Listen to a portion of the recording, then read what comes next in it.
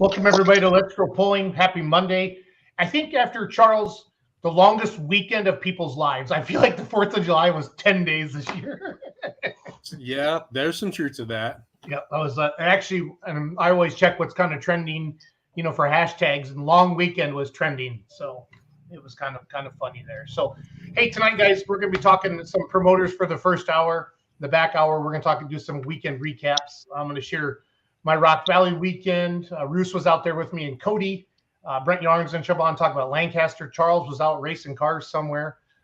He can talk about that as well. But first of all, talk to Mr. Shorefighty himself from Nashville, Illinois. Tomorrow night, Washington County Fair. Holzhauer got his checkbook out and threw some extra money at these classes. And Brent, it's $5,000 to win the Pro Stock class tomorrow night, right, buddy?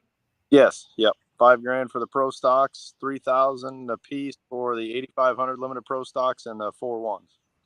That is awesome. Have you heard any rumors of anybody that's coming out of the ordinary or anything like that? I talked. Danny Bartling was in the shop this morning, and he was out in Missouri this weekend pulling, and yep, the count was like 8,500. So Jesus, I mean, it might be a load. The Pro Stocks, I know Clint Tucker's apprentice made a bunch of phone calls last week to some big names, and I haven't heard any, exacts that they're coming for sure. But I just did the Badger State show, Brent, and I know a couple of Badger State guys want to come down, but they had a piston eating party this weekend. A lot of guys burnt up a lot of stuff. Them Pro Stocks are hard on parts, if you know what I'm saying. Yeah, we're actually living that dream right now. Actually, we're worked on it today all day, and we got some stuff to finish up in the morning, but hopefully ours will be out again tomorrow night. Have you guys hooked it since the Pullers Championship? No, we haven't. Okay. We were waiting on some parts, and luckily we were able to come up with some, and Rodney got it put back together for us. They fired it up yesterday. Everything looks good so far, so should be good to go. Awesome. So, and then again, I have the poster up on the screen, everybody. If you know any Pro Stock pullers or any 85 limited pros, that's also a 466 limited pro or a light limited pro. It's the same freaking class across the nation, but we got 10 different names for it. Holzhauer does this because he likes to see different tractors from throughout the country. Obviously, he loves these classes, 618 Motorsports, 618. I got to be a smart ass, Shorefighty. I love you. 618. They work on a lot of 85 limited pros, a lot of 4.1 limited pros. Shorefighty has a 4.1 limited pro. Holzhauer has a 4.1 limited pro. And then, of course, the new Pro Stock that you see there on the screen. The picture is from the Pullers Championship there. So Brad does a lot for pulling. We talk about him all the time when it comes to the Pullers Championship. And he said, hey, what's it going to take to get some different faces, some different names, some different pullers here at the fair? Now, the fair, this is not actually at the Holzhauer. This is at the fairgrounds, right? Can you explain that to everybody, Brent? Yeah. So the fairgrounds are located on the south end of Nashville. So everybody that's familiar with coming to the dealership where we have the TPC and the PPL event, you come in on 127, and the high school, Nashville Community High School, is located on the south end of town. You'll see that, and then there's a big sign that says Washington County Fairgrounds. You hang a left, super easy to get to. Brad actually bought some, like 5 acres, farm ground, butt right up against the pits for extra parking. So that shouldn't be a problem. I mean, the weather's going to be good. It should be all the makings. It's a really good track too. I mean, our track is good, but I think the fairgrounds typically, obviously we can play a little bit more with the dirt now because usually a little drier in July than you are in May and June, but it's always a good track. So should be a good time. From a farming standpoint, Brent, are you guys dry down there like we are in Wisconsin, or?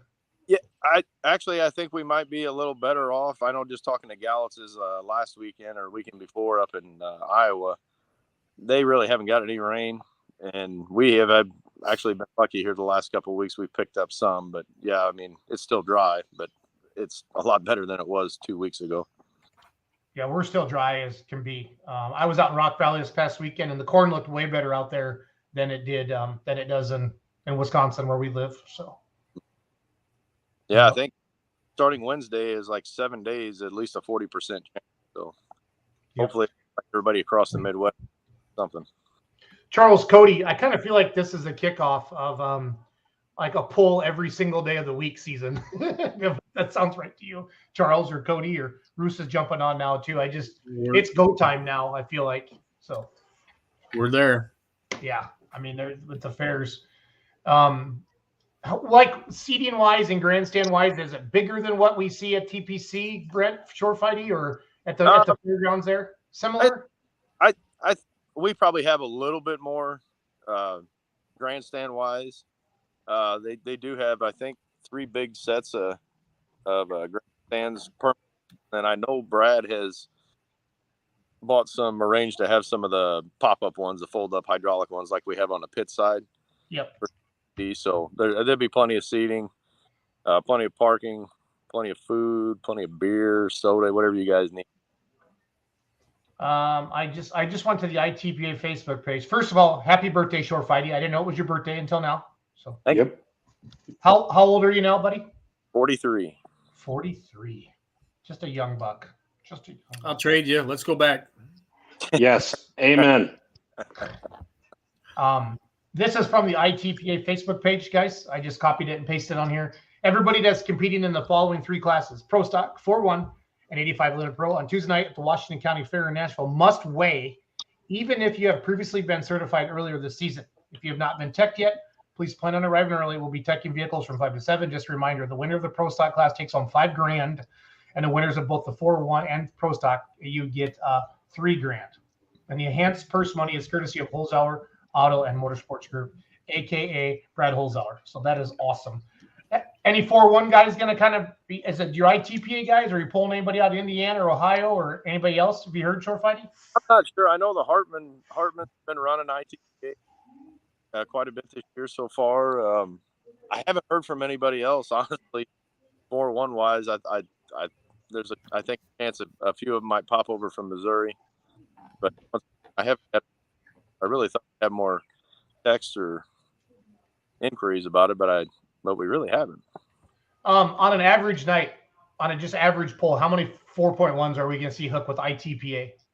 Oh man, on an average night, last couple of years has been kind of lean. I'd say 6 to 8.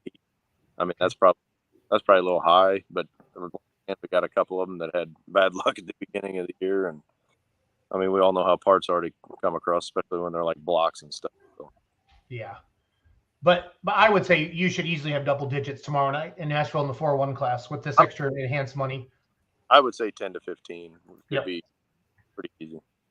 And then pullers will come out and chase big purses, guys. We all know that. Cody knows that. Ryan knows it. Charles knows it. You know it, short fighty. They'll get out and do that. What promoters need to remember sometimes is pullers want to be part of something big. I mean, that's really like, if I'm going to leave my point association for a day or two and go somewhere else, it needs to be special and it needs to be big. And Brad doing something like this with this extra money is a reason for you to, hey, you know what? I know we don't have a points pull tonight. Let's jump in the truck and let's head for Nashville tomorrow. And that's kind of why, obviously why Holzhauer did this. That's awesome. 85. So you're thinking 25 probably in that class? That's what I keep. I've had 3 guys, 3 of our customers. There's going to be every bit of 20 to 25. So. Charles or Ryan or Cody, is there a bigger nationally known class than the 85 limited pros or light limited pros? I know everybody calls them something, but that 466 class, I mean, it has to be the biggest class in the nation, right? It used to be Super Farm, I feel. Yeah, that's what I was going to say, Jason. It used to be Super Farm, but I think you might be right. Bruce, do you have an opinion on that? I would agree with that. I think, I mean, with very limited exception, everybody's got more or less the same rules. I mean, Badger State's got the tire rule where they run 20.8s. Yep. But pretty much, I think everybody, kind of runs that same basic rule set, and, away we go. It's just a great class. They sound good. They look good. They run good. Get the sled set right, and it's a great class. I love it. That's where Short Fighty started out. Yep. Had a lot of year she gone tractor. Who bought that from you, bud? Tim McVicker. It'll be there tomorrow night. Yep. So, out of your stable, out of the 618 stable, what's your limited pros are running the hardest right now? Your 466 is Doherty still running hard? Doherty, yeah, he's running Western Series points, leading. Okay. Robert Fuller's running ITPA points, and I believe he's leading. I know Bartlings, they kind of bounce around, and they had a couple setbacks here a couple weeks ago, but we had some clutch issues and whatnot going on. So I'm pretty sure Danny's daughter Ellie is going to pull the possum tomorrow. Oh, neat. Turned Cool. 16 last week. And, yeah, so Esden's going to have to be like a crew. With what I'm going to do tomorrow night too. I'm going to let my son run mine at the fair here. So he's been helping me. I mean, Hoxton all summer so far, and I'm gonna let him run some of the ITPA hooks. So he's got a 50% winning percent. So I mean, can't hardly go wrong. I was just gonna say he's done pretty darn good, Brent, so far this year. So I would have been scared to death to get on the thing the first time, and he just acted like he'd been doing it for. So. Well, he's grown up around it, that's for sure. So yeah. Again, if you're just joining us, Brent Shorefighty's with us. I got Cody and Ryan and Charles and myself hiding behind the poster here on the screen. Tomorrow night, Nashville, Illinois, Washington County Fair at the fairgrounds. ITPA. What other classes are there tomorrow night? Do you know off the top of your head, Brent? So they have the Antiques, Classics, 11,000 Pro Farm. Okay, so it's going to be a heck of a good show. So. Yeah, 11,000 Pro Farm. Those are some mean dudes. Or what? I think. They're a lot of fun to watch too. Yes, they are. Yes, they are. But again, $5,000 to win. So RJ Simon, if you're bored, and you and Brandon just need something to do tomorrow, load up them tractors and head on down to Nashville. 85 limited pros again, $3,000 to win, and 4-1s, $3,000 to win as well. And I would say, what's ITPA pay to win normally a 4-1 class? What do you guys get, Brent? Oh shoot! I'm gonna 900. So it's 3 times the purse basically to win it. So and I think 8,500. So I think 8,500. No, that's good stuff. But we had so many tractors for a long time that stretched out to. His internet's really getting choppy on us, Charles. I'm not sure what happened. So. Yeah, no, I know he's in a bad spot, and he even said in the back end before we went live that he was way the hell out there trying to even get whatever signal he could on his property. So I'll recap it one more time quick. And I got Bill Smith and Lee Ruff waiting to talk about Darlington for the Badger State Tractor Pullers. Again, tomorrow night, Washington County Fair, Nashville, Illinois, and we're really highlighting the enhanced purses for the Pro Stock class, $5,000 to win. The 85 limited pros, 30,000 to win, and then the 4-1 limited pros, $3,000 to win. Tomorrow night, Nashville, Illinois, starting at 7:00, and you'll be hooking with the ITPA, Illinois Tractor Pulling Association. So that's going to be good stuff for them, and I hope they get a few more tractors. He said when we had Brent on earlier, Brent Shorefighty from 618 Motorsports. He's trying to come back on real quick. Brent, is it better? Yeah, I was always good on my end, and then it just disappeared. So yeah, your sound was kind of choppy there for a bit, and then you went away. So right. Yeah, let's just kind of summarize it, and then we'll let you enjoy the rest of your evening. So yeah, real quick, it starts at 7 p.m. Try to be there. Everybody got away. When it starts like 5 to 7. That's what they're saying. So I haven't got an answer on the ice on the grounds for sale because we've never had to buy ice.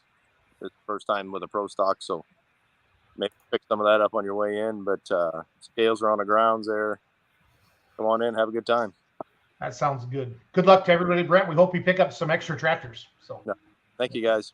Thank you, bud. Good seeing you. Hey, buddy. Happy birthday. Thank you. Brent Shorefighty, one of the nicest guys you'll ever meet in your life. He'd do anything for you. And we say that about a lot of people, but there are a lot of nice people in truck and tractor pulling. So welcome, everybody. It's Monday night, July 10th. We all had a busy weekend. We're going to recap all that in the second hour of the show. We got some promoters to talk to, but Charles, Cody, Roos, and I joining you here, just having a good time. It is go time now. We joked about it a little bit ago. There's almost a single pull every single day of the week now. You could go to a truck and tractor pull. So we're very, very blessed to live in the Midwest to be able to do that. For those of us in the Midwest, I know there's people watching this on the West Coast and East Coast as well. But the West Coast people will tell you they're jealous of the amount of hooks that we can go to within basically 90 miles of our house or 2 hours and not too far. So, Bruce, have you ever been to Darlington? I have not. Okay. It's the Badger State Poll of the year last year, but it's a party. Like they have a DJ started up at the Badger State Poll before the Badger State Poll is done, and they sell more beer in one day there than it's a party, and it's a hell of a poll at the same time. They have a farm stock poll on Wednesday night with some of the best, like their payouts mirror basically Badger State payouts on Saturday night. What they do, these sponsors come together, and I've announced this poll. There are 3 to 4 sheets of sponsors that Bill Smith and that team go out and get, and it's insane. It is insane the amount of money that gets put into this, and it's fun. This is the poll where Typin brought up his big Womp Womp tractor. They had some unlimited class one night, Nightlife or whatever, and it was freaking stupid. Charles, I don't know if you remember that at all. Yep, Nightlife 7810. And it was just dumb. So without further ado, I'm going to bring on Lee and Bill. So Bill Smith is a 4.1 limited puller, guys, high maintenance, John Deere. We've seen him at Shipshawana. He's a past Badger State points champ as well. Lee Ruff, of course, just a beautiful man. He's has a beautiful hot farm tractor. We're going to pick on him about his hair a little bit. If you guys saw that post on the Badger State Facebook page. Actually, I'll cue it up now before we get him on. So they always say that Lee Ruff has the best hair in Badger State. So I got to bring this up. And somebody got a banner and put it in one of their trailers. I don't know if this is Lee trailer. I don't have all the back history on this yet, but there it is. Lee Ruff, the best hair in pullers. Isn't it? It's so fun how fun pullers are and how much they pick on each other. I watch all the nitrous talk in the 4x4 mod class and the Outlaws, and you watch just a lot of picking. Esden Bartling's always picking on somebody in their class on the Western Series. They're having fun. It's a hoot to see all of that, guys. So without further ado, I'll bring on the Darlington guys. Lee Ruff, how are you tonight, sir? I am good. How are you, Jason? Bill Smith, how are you? Good. Are you sure it's Lee Ruff and not Lee Roof, purveyor of the baddest hot rod Porsches for 30 years? I always think of the same thing whenever I see it and see the name in print. And Lee, the hair is looking smashing. Thank you. We're gonna start early. We're gonna start early and go often. Yeah. For once, somebody else has to take that shit instead of me. Right. Oh, yours looks great too, buddy. Earlier, but he took us off. What's that, Lee? I said we were giving you shit, but you didn't want that broadcasted. Why was that? Oh, no. No. We can broadcast it. This is my show now. It's on. You can do whatever you want to me. So I'm not good enough. I'm behind the scenes, wasn't he, Bill? No. Let's do it, Lee. Come on, Bill. Let's do it. So let's do it. You remember when you used to be fun? Charles, hit the button and give him a minute or two. No, here. I'll mute myself. I'm going to mute myself, and then it's going to be like a divorce court, right? The plaintiff, here we go. I'm going to mute myself right now. Then Lee and Bill, you pick on me, and then I'll come on and defend myself. Okay. We got our there you go. Ready. Yeah. Now it's like a Friars Club roast. Like I said, Jason used to be fun. He used to want to come pulling with us. Used to announce for us. Used to like to announce and come and have a good time, but we're not quite as high on the ladder anymore as we used to be. He's only funny at 1.25%. I mean, that's what he does. So just let's start there. And says he's all about the money instead of his friends now. So I guess we see how we rate. And you guys were I guess Bill. Not. He was just looking for money, wasn't he? Wanted our money. Yeah. Bill, didn't you give him like his first shot at announcing? I did. Well, no, I'll tell you that it's not true. He announced at some other polls. Mountain City. I give him his first shot at announcing at Darlington. nice denial. Thank you for deflecting so that we can't blame you. Yeah, because otherwise we would. But I think if I remember your famous last words to him were "Don't f this up." That was exactly what I told him. Or you will never be back. Yeah, exactly. Has he been back? I think we let him back a couple times. Okay, so he apparently didn't f it up He did too a pretty badly. good job. He did. There we go. All right, boys, let's talk. Tell us the scoop. What's going on? So what do you want to know? Wednesday night, we got our farm poll. It's going to start about 6 p.m. We got a non-turbo class, 9,500 pounds. I don't know. Do you guys have the poster I know Jason was putting it up earlier. Jason had it up earlier, but we got Well, we kind of kicked him off, so I Okay. will look. there we go. That's our Badger. Okay, That's- so that's our Badger State show Saturday night. Wednesday night we have our farm polls. So we got a 9,500 non-turbo class, 11,000 pound farm stock, a 13 farm stock, 15.5 farm stock, some street trucks, and 11,000 open. And then we are having what is not on our poster, a kids class. It's going to be for anybody 19 years old and under, and it's run what you brung. So you can, if you want to bring a super farm, you can bring a super farm. But like I told us on the earlier show, you might be pulling against a 25,000 pound front wheel assist tractor.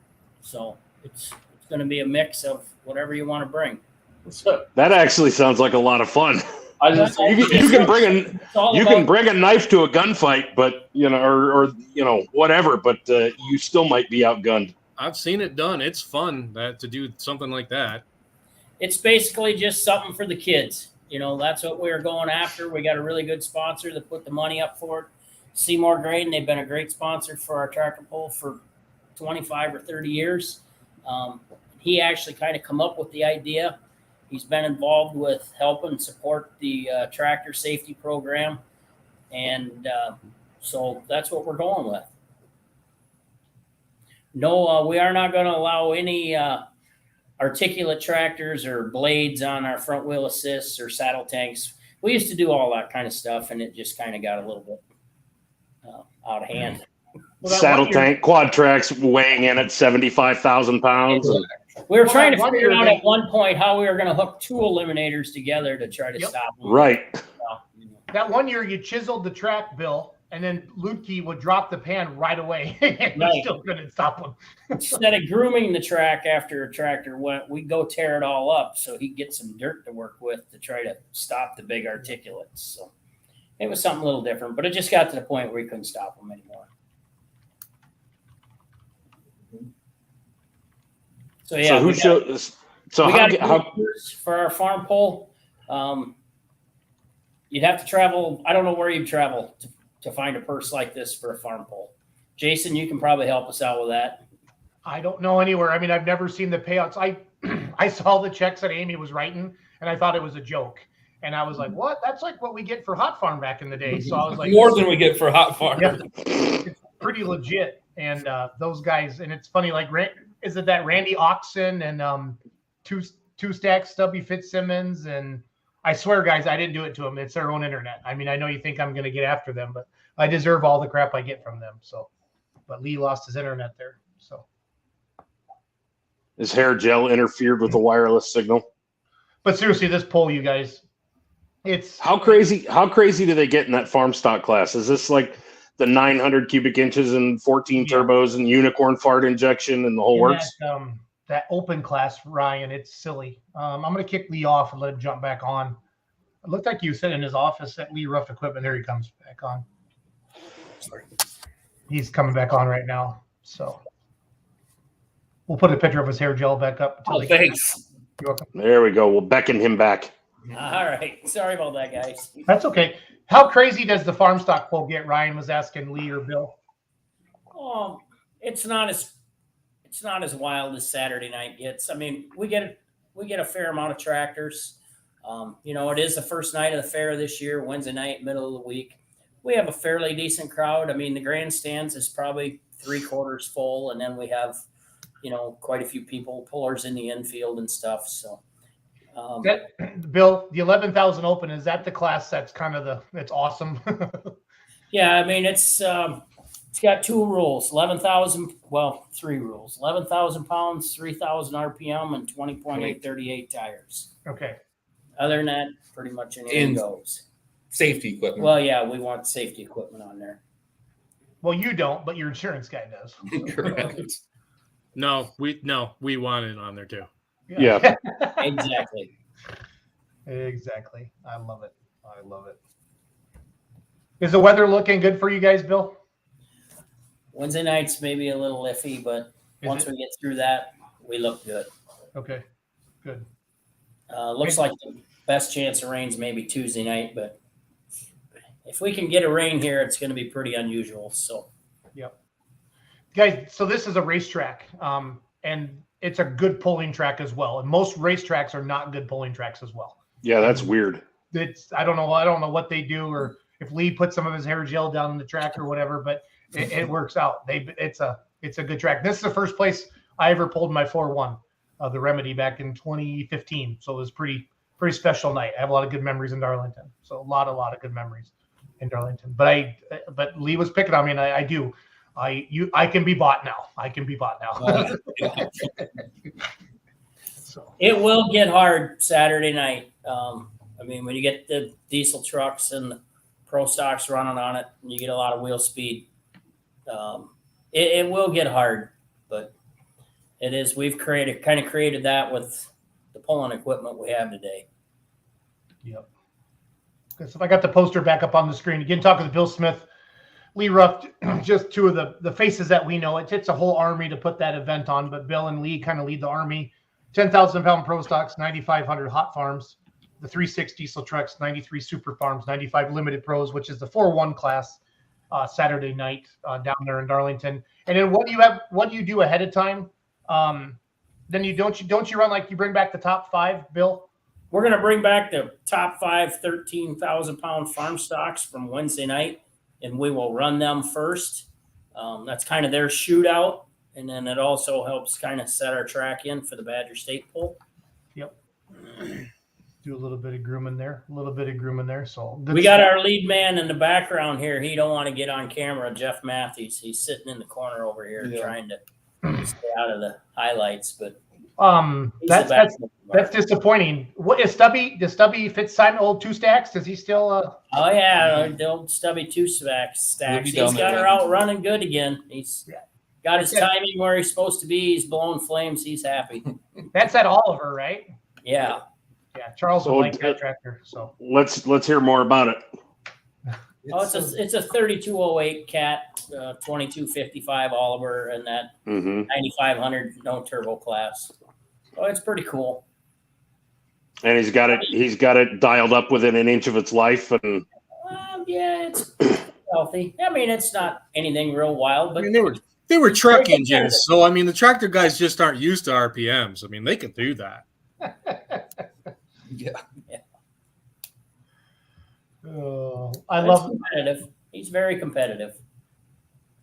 What makes Bill and Lee? What makes Darlington what it is? Because Ryan, while we do this, yes, we're picking on our friends and we're having a good time, but we also want to educate people at the same time. Your poll is one of the best polls in the state of Wisconsin. It's a party. It's fun. I mean, but how many years you've been doing this, Bill? What's the history of Darlington? How many years has it been going on? And what do you think is like your secret sauce? I mean, I'm stealing Ryan's question because he always asks this, but he doesn't care. What is the secret sauce of the Lafayette County Fair? What is it? Oh, I don't know. As far as how long it's been going on, a Badger State Tractor Puller started in 1973, and Darlington was one of their first polls. In fact, quite a few of the first original board members were right here from Darlington. So It was one of the original polls, and they've been here every year, but I think one since then.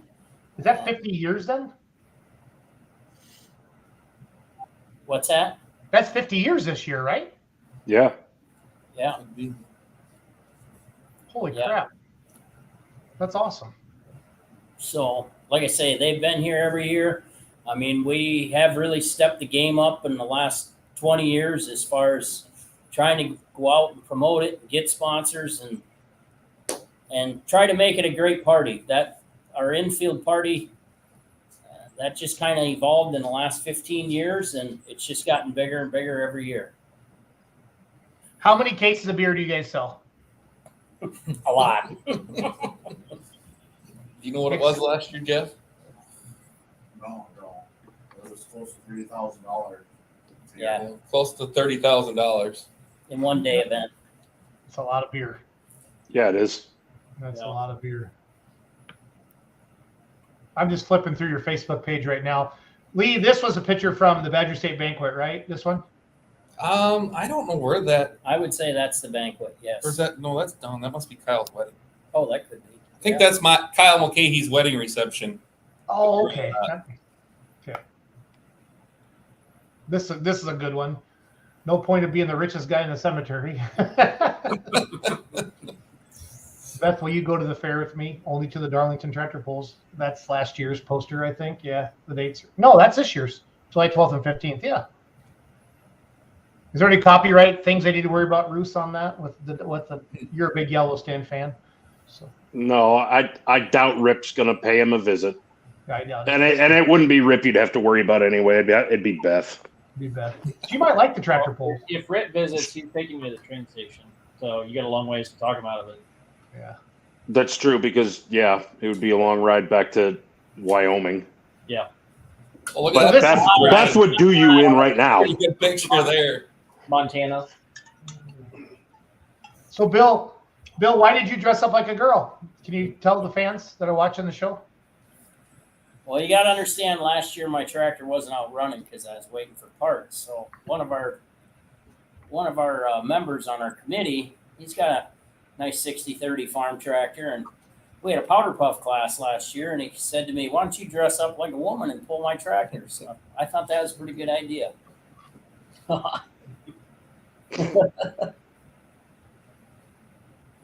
They announced me as my wife, but she didn't think I looked like her at all. Yeah, Jamie's kind of good looking, like really good looking, Bill, and you're not pretty. So I'm just gonna throw that out there. So.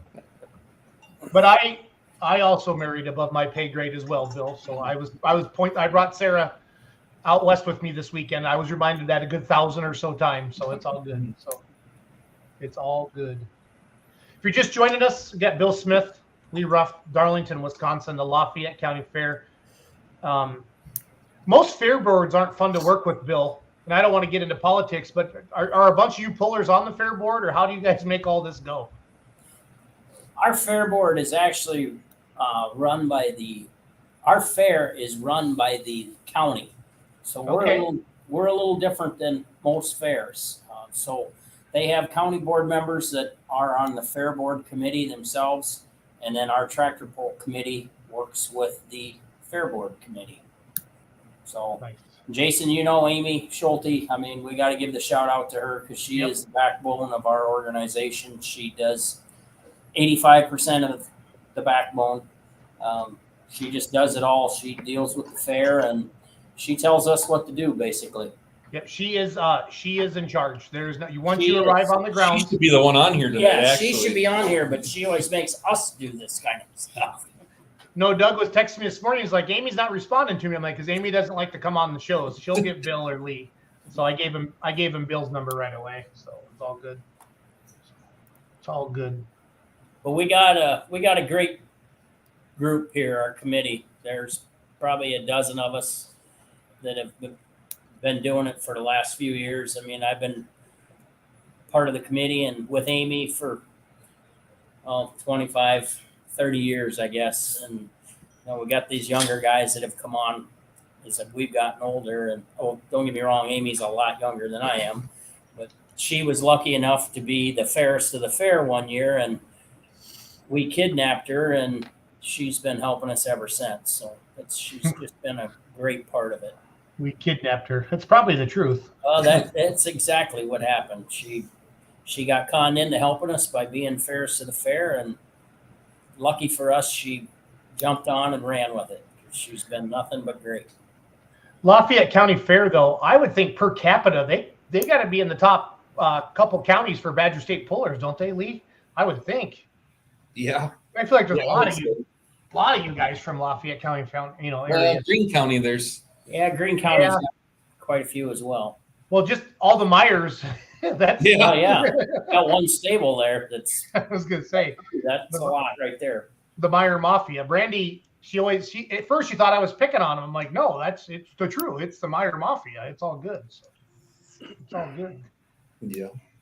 No. So, guys, how many machines will you guys send down the track on Wednesday at the farm pull, on average? It's been up over 100, but I would guess this year probably 80 hooks, 80, 85, something Single like track, that. single track or 2-track hook? Single track.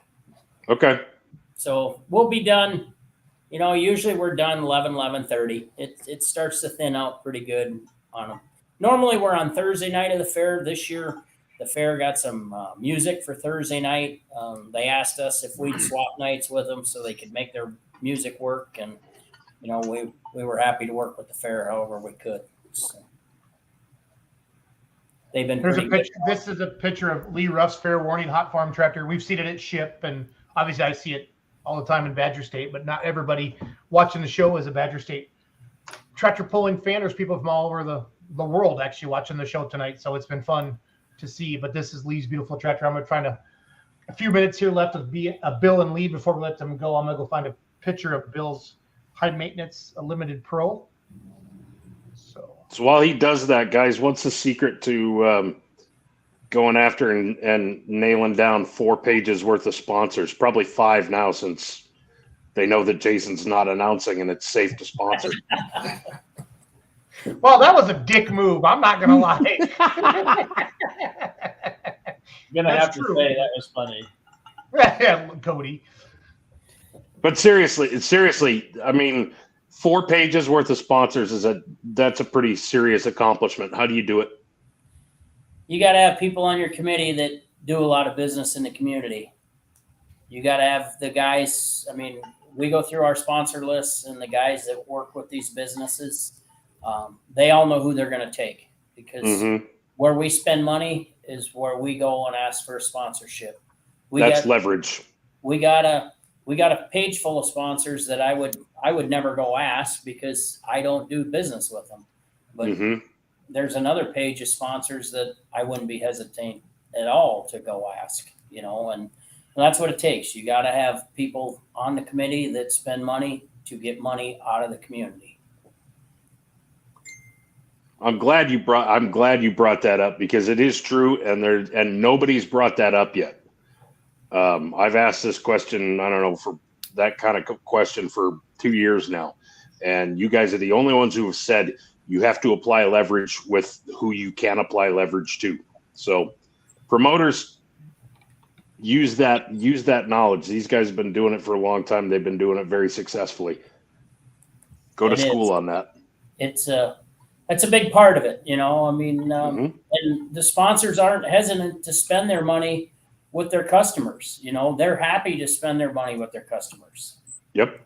But Joe Blow walks to them up on the street. Hey, you want to sponsor my tractor pull? I'm 50 miles away. Well, no, they're not really interested in doing that. This is Bill's tractor high maintenance. I think this was up from Toma a couple weeks ago. Sitting in the pits there. It looks like it is, but I could be wrong. No, that's not. Because that's a picture from Freeport in 21. Yep, because I went on Jamie's Facebook page. I knew that'd be the fastest way to get a picture of it. So yeah, that's where it's at. Because that's Castenson's when it was a pro farm sitting next to it. Yep. Awesome. It's a beautiful tractor. Runs very, very well, and Bill's always tough to pull against. So we can be out there a little more regularly here for a while. Yeah, tractor pulling stupid but fun at the same time. So we got a question. I don't know whose hair is better, Charles or Lee's, but if we could get a hair to pop like theirs on our show cattle in the hot weather would be great. I've got an idea who that is. I can also vouch for that comment. So yeah.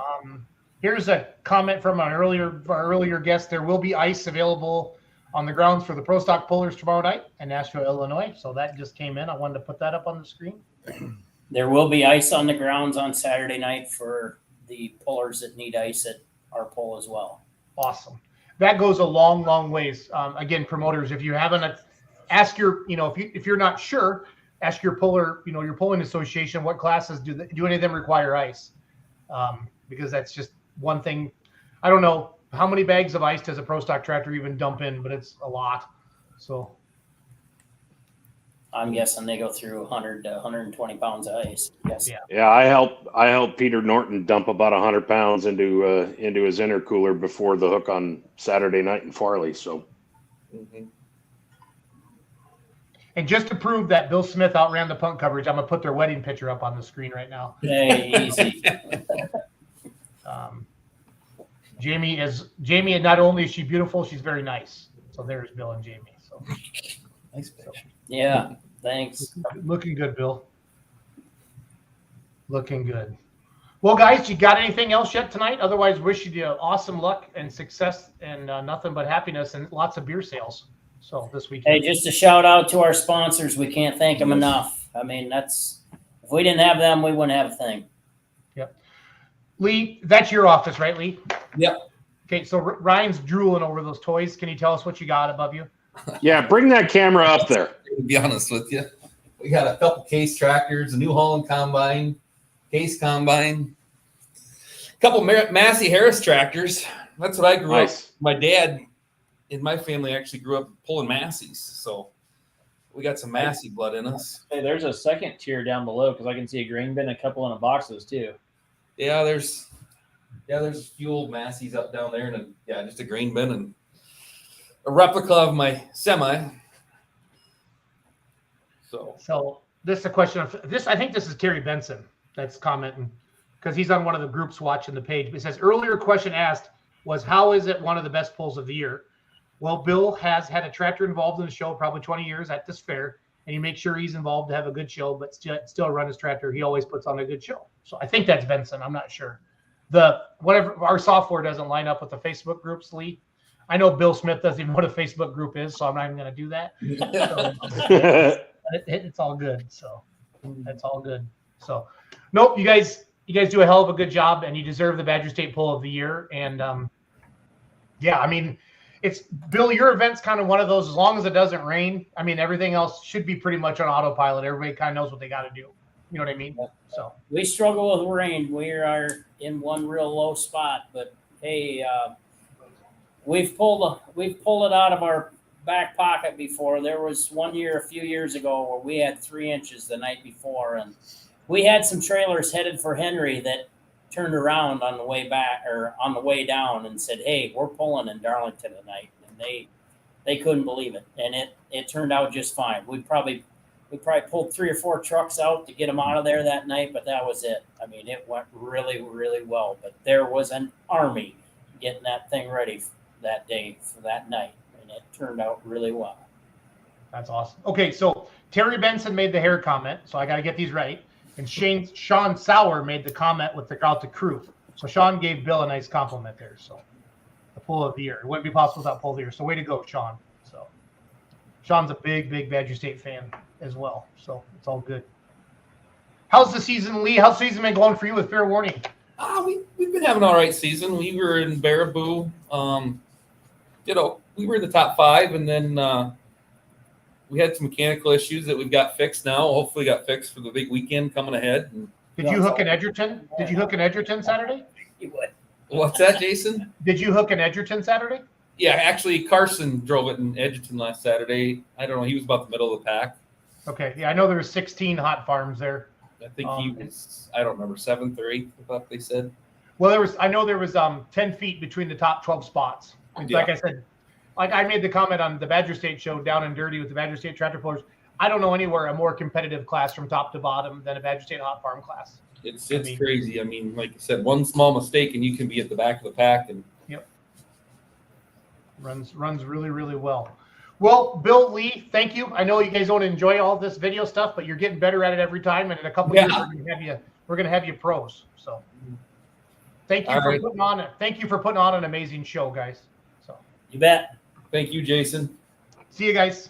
See you guys. Good luck. Darlington, Wisconsin. They have a big farm stock pull Wednesday night, guys, and then their Badger State pull is Saturday. So, Yarn, I asked Brent to come on tonight, talk about Lancaster a little bit, see how their WTPA season's going. Kessler is going to join us at 9 for the Fisher Fair. Isn't that one? Didn't we name one of their tractors last year, Nuclear or something? Is that the Kessler family? We tried. We tried to. We have not seen proof that it happened. Cody did. The reactor. The reactor. That's right. The reactor. Yes. Yep. So I'll have to go on. So Yarn. Well, first of all, I see the dates were set for the Pullers Championships. Yep. Are you muted? Can you guys hear Brent? Nope. I cannot. He's not muted on my end, so.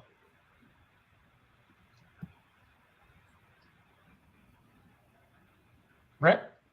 Technical difficult. No, He's hunting menus. I've been there. I get it.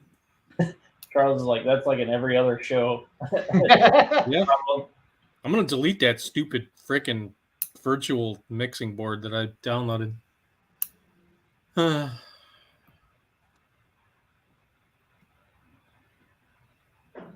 No. Do we want to do bad, like NFL bad lip reading? Yeah. Try and translate what he says? My name is Brent Yarin. I just kicked myself off of the show because my computer won't work. And he's our Greg Deli is the bestest on sandwiches. Remember those? God, those videos were so funny. Hilarious. Oh, I got a breeze running down my leg right now.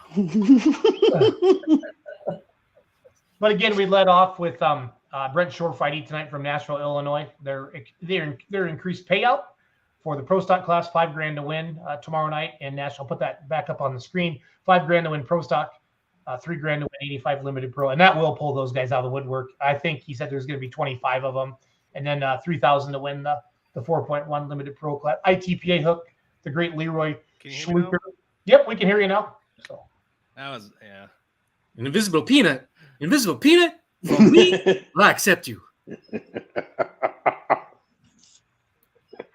So yeah, let's talk about dates next year for TPC, and then let's kind of get into your Lancaster weekend, and then just the overall. You're very involved with WTPA, and you're our WTPA correspondent here on Let's Grow Polling. So let's give us what's going on. So Paul had talked with Brad, and Brad is going forward with dates of May 17th and 18th for the Polar Championship next year. So year 3. Is that basically what lined up like this year? Yeah. So because we're going to be in a leap year, so things are going to be changing. So it will be the week before Memorial Weekend again. Okay. So the 17th and 18th is what that plays out to be for next year. I think that date worked out good for everybody. I mean, I know there's really no perfect date. Yeah. You always hear that. I heard, there's a lot of graduations, and I get that. But man, you can never pick a perfect date. I know that. So Ryan DeBrew says check. He was like the first phone call we made, guys, when we came up with this idea a couple years ago, wasn't it? I swear he was one of the first. I think he might have been. Yeah. Him and Schlaba, I think, were the two that we got on the horn right away. So. Yep. But yeah, going to WTPA season, it's been really good. We actually have a record number of members this year. And we still have more that hopefully when parts come along, they'll be out yet, but we have probably another 5 or 6 competitors that we're still kind of waiting on to be out this year. We did lose a couple of them. Unfortunately, already breakage has been an issue. But like I said, numbers have been awesome already. So looking forward to continuing that trend down the road. I've had a lot of good per hooks as well at each event. So the numbers have been awesome. The crowds have been fantastic at every event that we've been to. But yeah, Lancaster this last weekend, first time that they just been on a Saturday at the Lancaster location, and had a great turnout. It was pretty much packed there. We had a stupid amount of 2-wheel drives there, way more than anybody thought. As Simon showed up, it was like a Grand National 2-wheel drive class. He had all the Timmermans, Hagerty, Simons, Flemings, Scott Naring came over. So there's definitely a lot of competition in that class, and all the classes really. So it was good to see. What does Scott Naring drive? He drives the Overload. He teams with the. Oh, yeah. Okay. It's a badass truck. Yeah, yes, it is. Jeff and his crew, Full Throttle crew, his daughters, his wife, all their family and friends that help out, and the rest of the community. They put on a hell of an event there. That track is sneaky. It's a racetrack, and it is good. Usually it's tough to make a racetrack a good track, but I mean, you're snuffing out diesel trucks. There's 2-wheel drives that couldn't spin the tires anymore. So it's a good track there, and even RJ said that I was talking to him beforehand, and he did not expect the facility that they had there. It's a really, really nice fairgrounds. Plenty of parking for the spectators, and then just some awesome grandstands, awesome tracks. So I'd expect probably the same, whatever the dates are going to be for next year, but it's probably going to be roughly the same time frame as last year, and Yeah, that's RJ Run. He put 30 feet on the rest of the field, I believe. Jeez. As you can just tell by all their reactions there at the end of the track that he just blew one out the gate and he got out of it. I'm pretty sure he could have kept going, but you can almost see the scraper tractor there at the end is where they're all parked. So yeah, it was, like I said, great weekend, and it's been a really good year for us so far. And next weekend we move on to River Falls. It's a 2-track, 10 classes, I believe. And it's all the WTPA classes except the 2-wheel drive trucks, and then I think half of them are regional classes as well. So it's going to be another big show. I'd expect probably, I don't know, anywhere around that 90 hook mark. And being close to Minnesota, we're probably going to be picking up a lot of Minnesota pullers with the super stock trucks and pro farms, and it's going to be another really good event. And we're just starting to get into the busy season now for everybody. So same way with us, things start to pick up here as fair season kicks off, and trying to keep moving through the schedule. Hey, is this a brand new tractor? Yep. Mm-hmm. So that sheet metal used to be the Blue Can Fever. Actually, that hood was. So that's Lynn's. Lynn's hopefully will have another light limited super stock out yet this year. It's the old Notorious that Kevin Lynn used to pilot. They're converting that to a light limited super stock, and they will be campaigning that as well. So is that the one that was 8210 sheet metal? Probably. I don't remember the sheet metal. That was before my time. I just seen pictures of it. Old school Ford sheet metal. Yep. 80s Ford. Yeah, it used to be down in Illinois somewhere beforehand. It was either Illinois or Missouri. Yeah, one of the two. I think I actually just posted a photo of it from in a throwback album that I happened to stumble on not too long ago. But yeah, I mean, a lot of our classes have really grown in numbers. This year, Pro Farms, which is equivalent to the Badger State Hot Farms. NTPA already had a hot farm class that's a 510, so they have to differentiate between the 466 and the 510s, and so Pro Farms and NTPA are actually a 466 class. But yeah, it's their first year with the WTPA, and we thought maybe we'd have 5 or 6 points tractors and 5 or 6 showing up at each event, but we've had 10 to 14 at each event so far this year, and they've been begging us for the last few years to get in, and we just didn't know if the numbers would be there, and they surprised us. And there's a couple more coming, and it's gonna be a really good class moving forward. And having classes that can go down to Badger State or UPM or Tri-State, there's just a lot more that they can kind of pull close to home and pull with several different associations, because pretty much every club now has a 466 hot farm class in Wisconsin. Yeah, that's another one. If we would have made it to Marshfield, there's a very good chance that Roland would have ended up coming away with the points championship, but he lost by 1 point to Brian Miller last year. But yeah, they took it down to Louisiana and broke the rear end out of it, or axles or whatever it was, and so they're still waiting on some parts. But yeah, we have 17 light limited super stocks that have registered for points this year, so it's definitely become our biggest class, and I know there's more in the works. So this is the first year you guys had Pro Farm, right, Brent? Yep. Okay. Is that what Colton Bartelt pulls in? Correct. Yep. Okay. Does he pass tech, or did you guys have to sneak him in, or what's going on with him? He's been good for years. Has he? Okay. We like to talk a little smack with Colton because he likes to give it back, so we like to give it out too. Yeah, him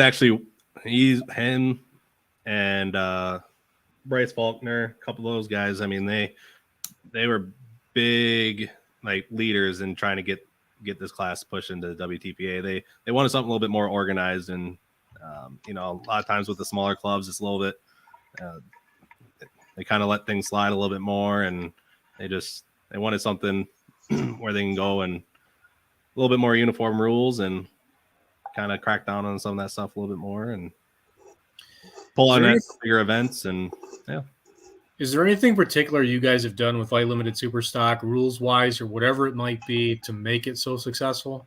Because here in Michigan, we've been trying for 7 years, and we're still at 2, 3, 4. 2, Yeah, so 3. it was introduced back in 2016, and Spiegelbergs were huge in getting that class in WTPA. That's when they were running 3 of them, and there were back then. It used to be, was it South Central Wisconsin or? Yeah, South Central Wisconsin and Southwest was pretty much the only class or only association that was running it, and they had, other than Badger State, and there was 6 to 8 usually I was running with them, and same with Badger State. But they didn't see Badger State didn't allow the Alkies in, Brent, but South Central did. Correct. Yeah, and that's where Spiegelbergs. We'd see Spiegelbergs all the time. That's why we would have South Central and Richland Center just because. Yep, and that's where Zens were pulling, and Yep. David Bayer was pulling down there, and so they had a bunch of them that were down in that area, and Spiegelbergs came in and they proposed a class, and for the first few years, they only had about 6 to 8 at each event up until about 2019. A couple more started being built, and I don't know what happened. It literally in the last, we went from like 8 tractors to we'll probably by next year have 20. So it's not a variation in the rules. There's nothing unique you guys are doing. It's just identical to what the NTPA has. No, then I appreciate the feedback. We have not been able to put our finger on why on this side of Lake Michigan it flat out doesn't work. Yeah. So, and it's when NTPA was added as a regional class, WTPA submitted rules, and one of the things that they didn't want is actually that 3.4 by 4. They wanted to put the restrictions to just a 3x4 all around, and HSTPA, Hoosier State, they were allowing it, and so. But we wanted at 6,250. They wanted at like 6,000, and so they kind of compromised the rules between those because those are the only 2 member states of theirs that were running that class. So, as far as I know, that's kind of how things went, and that's kind of how they settled upon a lot of those rules. But I don't know. It's worked well. Right now I think the 470 diesel is kind of the one that has the upper hand right now, but. I mean, Brian Miller still hangs with them. David Bayer, Zens, the Elkies are still able to, stay up there with those guys that a little bit bigger cubes. And yeah, Zens went 1 and 2 in Edgerton on Saturday. Yeah, so I didn't know they didn't come to the Lancaster poll. Yeah, so they end up coming to Lancaster because they pulled early enough in Edgerton, so they made the drive over to Lancaster, which I mean they live right there. And Steve took 3rd, and. Not sure where David, maybe like 6th or 7th or something like that, but nice. Yeah, it's a very competitive class, and especially once Roland Thompson gets back out with the Hummin Harvester, that's a tough tractor. So it's a fun class to watch, and there's so much color in that class too. It's pretty neat. I want to give a shout out to the Sauk County Fair. They were going to join us tonight, but nobody was able to come on. Another Badger State poll. I'm going to put their overlay up, Brent, on top of you, if you don't mind for a second, and we're going to talk to Jacob Kessler. I know you're busy with work, Brent, but I appreciate you coming on tonight and kind of giving us an update. So, Sauk County Fair, Baraboo, Wisconsin, this Friday, July 14th. 2 tracks, 6:30 p.m., 10 pros, 640 pro farms, 466 hot farms, 4.1 limited pros, 93 super farms, 360. So trucks, the light limited super stocks. We just talked about those with Yarin, and then 6,200 super modified two-wheel drive trucks. So the Deppie family is right there in Baraboo. So obviously that'll be big. And we just talked about Scott Nearing as well. And then of course the 10,000 pound pro stocks. Randy Brew lives in Baraboo right there, and you see tool times up there. And then a lot of pullers are from Sauk, Wittenbach's tractors on there, Elseen's tractors on there. From that Sauk area as well. Another popular pull that'll be a big pull in Baraboo at the fairgrounds. It's the same place that hosts the children's benefit pull back when. Mm-hmm. June 8th earlier this season. I think same night as Ellsworth, right, Brent, for you, for WTPA. So, all right, let's bring on Kessler. And then, Brent, I know if you want to stick around, obviously you can. Chase Richardson's going to come on at 9:30. Going to recap full pull of our weekend out in Rock Valley. And then we always let Charles talk about drag racing, too, because we like Charles. We don't want him to leave us. So you don't have to let me talk about drag racing. Listen to the drag racing show. No, we like it, but it's fun because people like you. Kessler, can you hear us? I got you. Can you hear me? Yeah, before we do anything, did you guys name the tractor Vanderholm? Cody, what did you do it? The reactor? Yeah, there's been no name so far. So All right, this interview is over. still nameless. Yeah, so Jacob Kessler, he has some internet connection, and we've really been struggling. I'm pissed, guys. I'm pissed. I thought that was our thing. Like, 'cause didn't we name the homegrown tractor the Super? Well, it's got a new name now. It's called Meltdown. It's called Meltdown. Okay, Jacob's back now. His internet came back suddenly. It's weird how that worked. Kessler, what the hell are you thinking, buddy? We're just messing with you. You know that. So. No, that's good, but I'm not the one that the name has to pass the test of. So. Well, the back history of this, guys, is Jacob's sister is a legit nuclear scientist, right?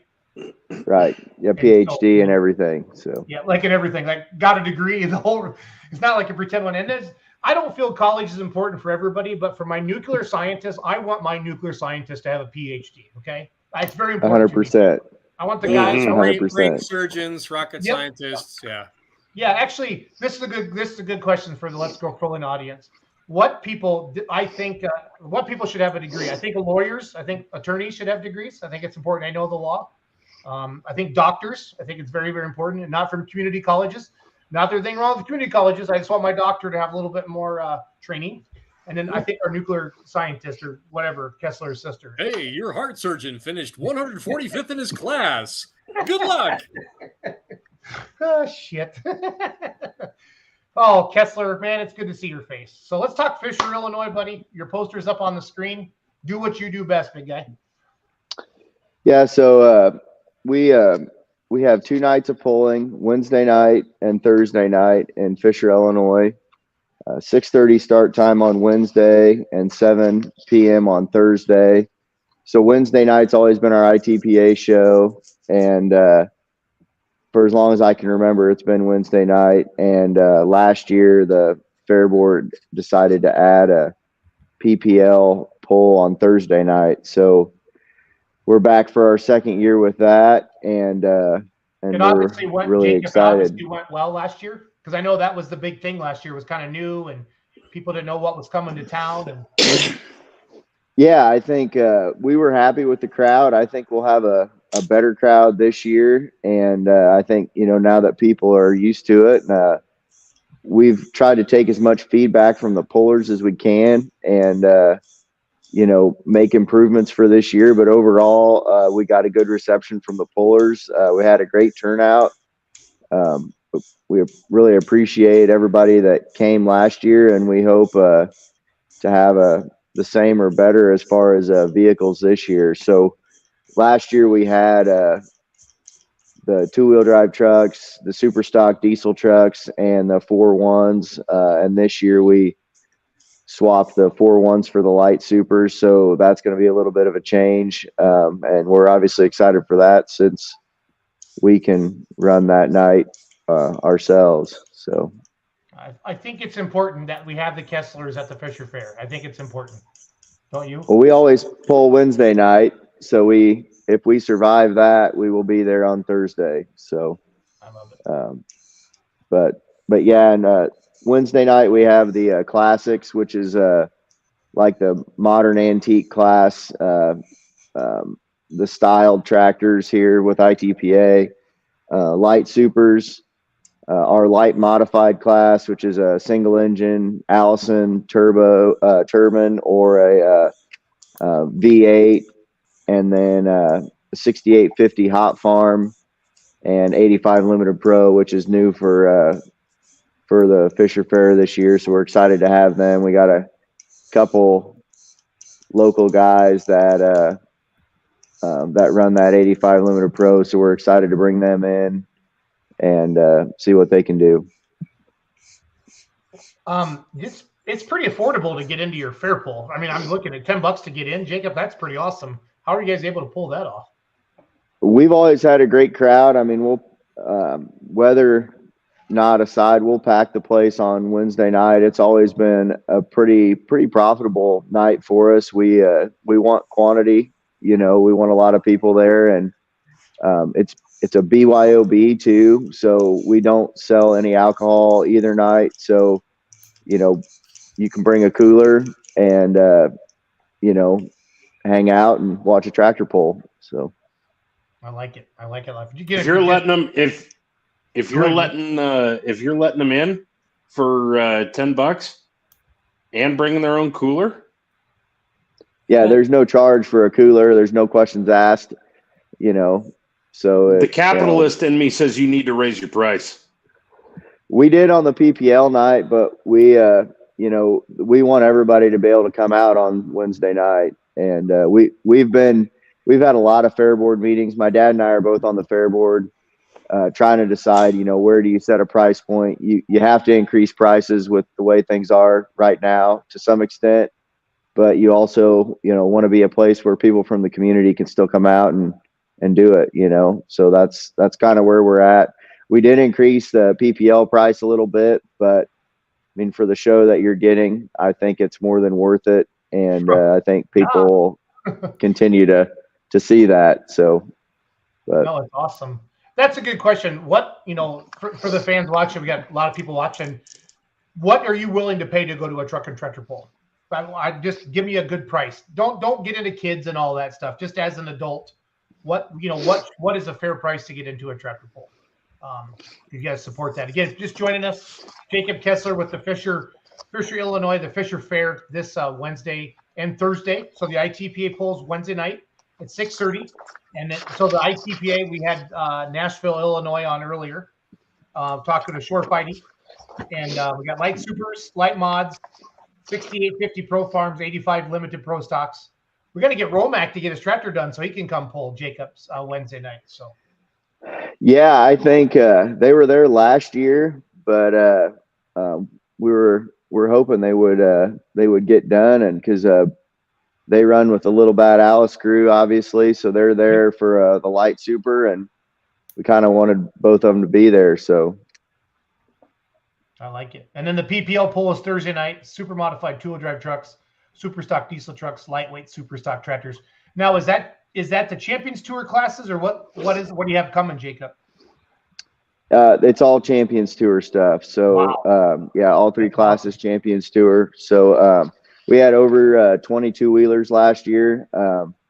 Obviously, Nelsons are close by. So, and the you know, Illinois is got a lot of good two-wheel drive trucks. So we got a lot of good Illinois trucks, and then obviously all the Champions Tour trucks were there, and it was an awesome show. Misty Nelson ended up winning the whole thing, made an awesome pass. So, you know, as far as a hometown thing, you couldn't have scripted it any better. So besides you, Jacob, and your dad, obviously, who else are some local pullers like that we would recognize, names that are close to, like, this is their fair pull? So Champaign County has their own fair, but Mule Train, Sage, they're from Champaign County in the 85 limited pro. Jeremy and Misty are from Champaign County as well, so they're close with the Nelsons and the two-wheel drive. Andy Boer, Frankenstock, you know, he's 30 minutes from us. I hope I'm not missing. Oh, and Andy's dad. Well, I guess Andy's dad pulls with antiques, so he won't be there with the classics. But I think that's most of them there. From our county, actually, that would cover them. And no, that's awesome. That is good stuff. That is really, really good stuff. When does your fair actually kick off? Did it kick off tonight, or when's it get started? Is it tomorrow, or? Technically, last night they had a horse show and a couple things, but tonight's like the first charged entry night. They, my wife and the kids were all up there for the Queen pageant and all that. And tomorrow night is donkey races where local people get on the donkeys and, you know, act a fool or whatever. And then we go right into tractor pulls Wednesday and Thursday. So is there a weight limit on the donkeys? I am not sure. I've never attempted to enter the donkey races. So Jason, can you clear your calendar for tomorrow? So I have my face behind the poster. But I am showing Ryan how much I care for him. And, Yeah, he's giving me a very nice one finger wave. I might even I think put it down there for that one. a lot of people would pay to see that. I think. Mm-hmm. So, I want to get the Let's Grow pulling team on some donkeys. That's why I think it'd be fun to do that. You could. So that's why you asked about the weight limit. I'm going to show you a one finger wave.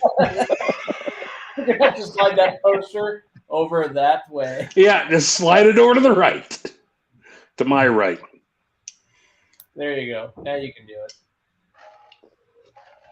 I was just thinking Cody, because he's pretty heavy. Yeah. With all that camera equipment on him and stuff like that, it'd be terrible. Yeah, nice recovery. I don't want to put Doug on a camel or a. No, it wasn't. No, that'd be bad. We've had better ideas, guys. I'm not gonna lie. Even Hope agrees Doug needs to be on one. That's because she tried to kill him. So after this weekend, so it's all good. It's all party. If he wears the hat, it'd be even better. He would be. That is the best hat. I love that hat. Jacob, how'd your tractors run in Louisville this year? We ran okay. We were the first hook, and then we ended up having the sled was reset, so we came back. I think we ended up 10th to 12, so not really the run we wanted, but it didn't run quite as well the second time being a little hot. So, right. But Jacob, how long does it take you to properly cool one of those things down? Honestly, we don't hardly ever pull off. We're generally don't run twice. I mean, an hour you'd probably be in good shape, but generally light supers, there's not 20 of them most places. So right, it's extenuating circumstances when we run twice in a night. So yeah, I get that.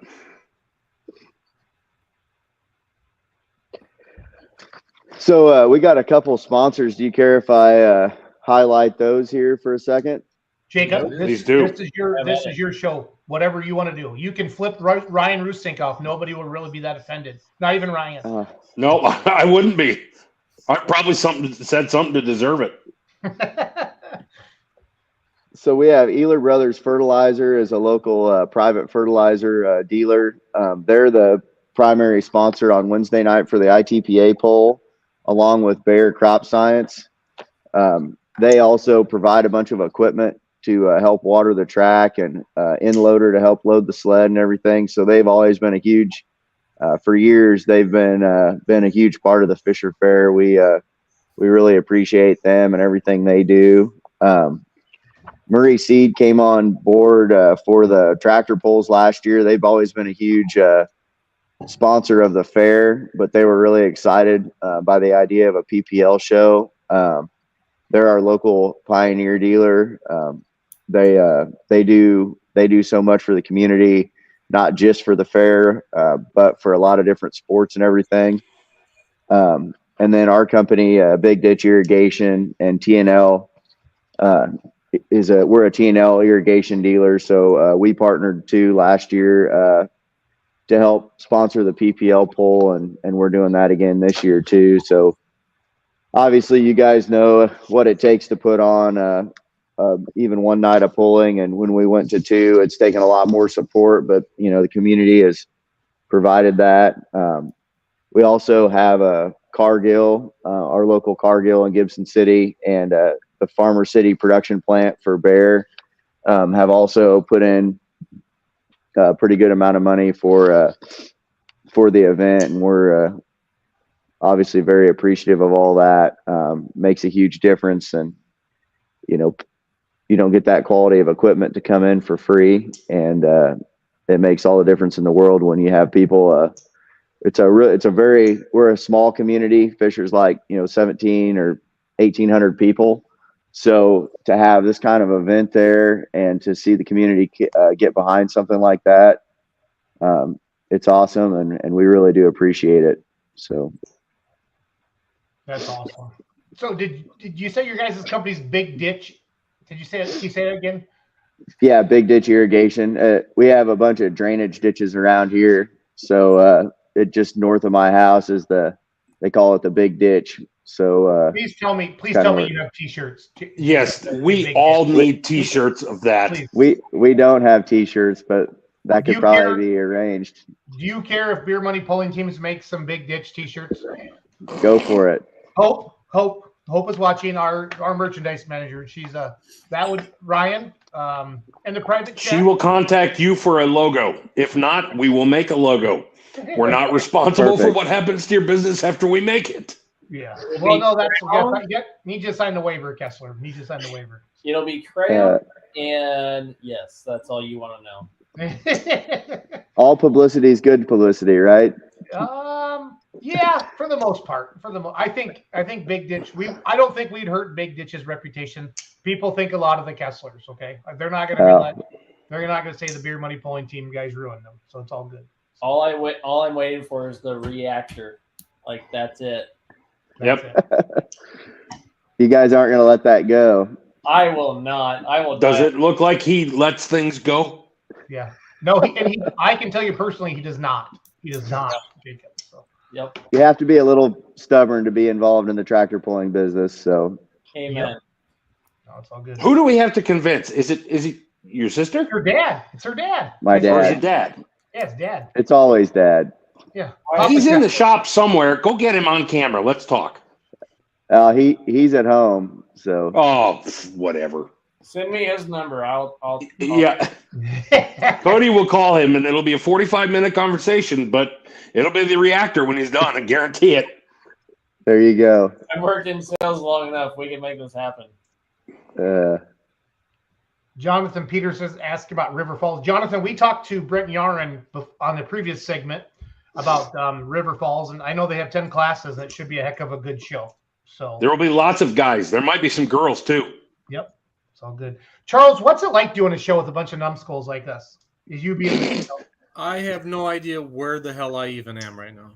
That's fair. That's good. I like that. You're in your office. I just want to ask to say that. He's checking. I'm home.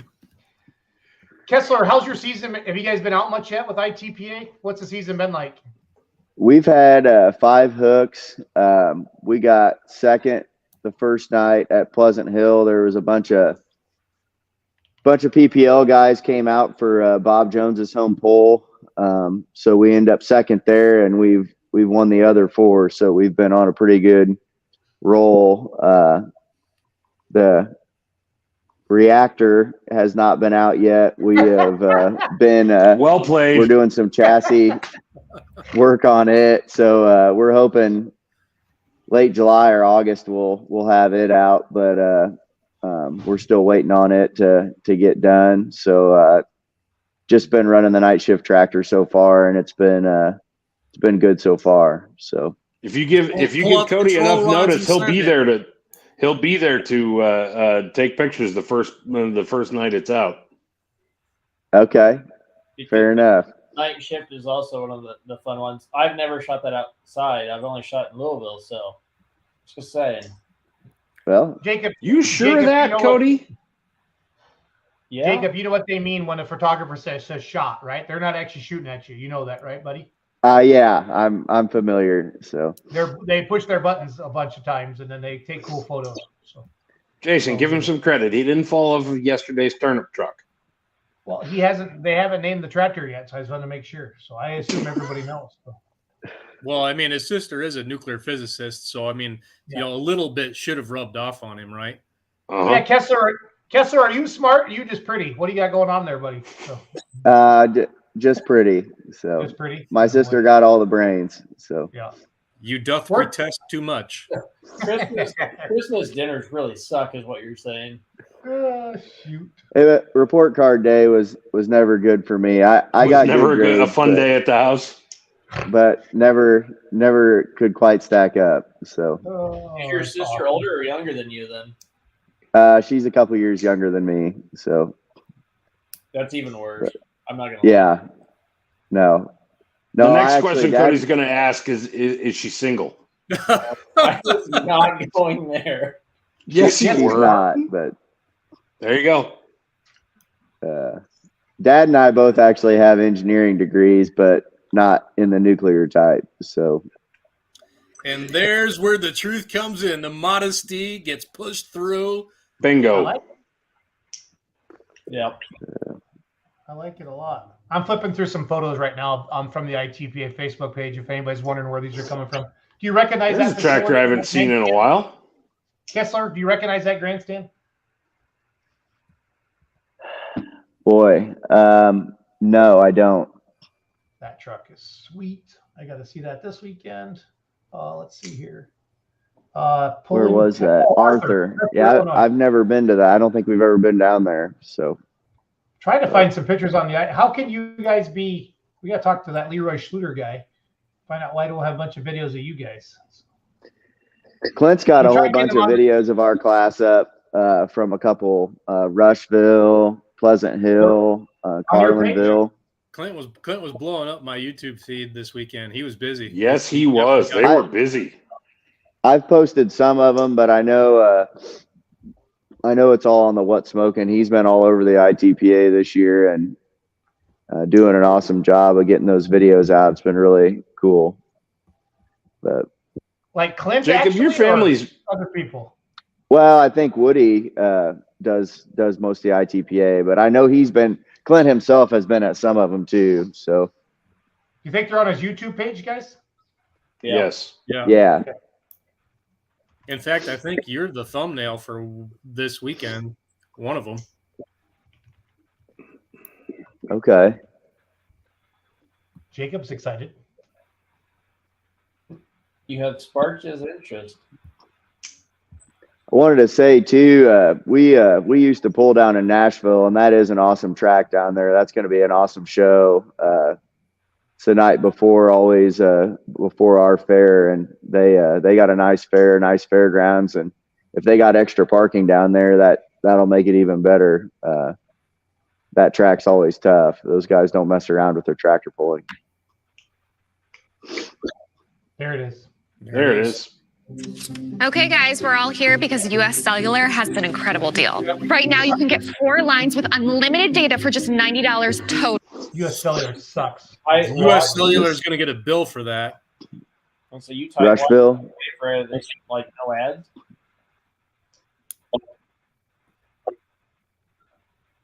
I was at an event just kidding. Now back.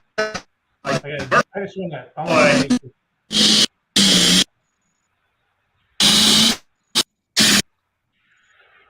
Where's Clark? You remember where you're at in the class, Jacob? Last. Bernie.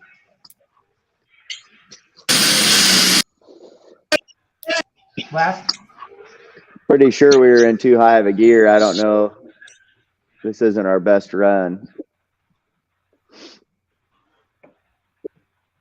Jacob, while he's trying to find it, what was your most memorable pass ever? So far this year is definitely Pleasant Hill. We were really pretty happy with how we ran there, especially right out of the gate.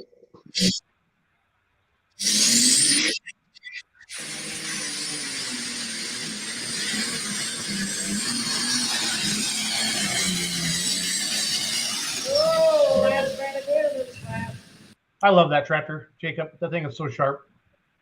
I appreciate it. So sharp. Are those you got Mitas? Are those Mitas? Pro pullers.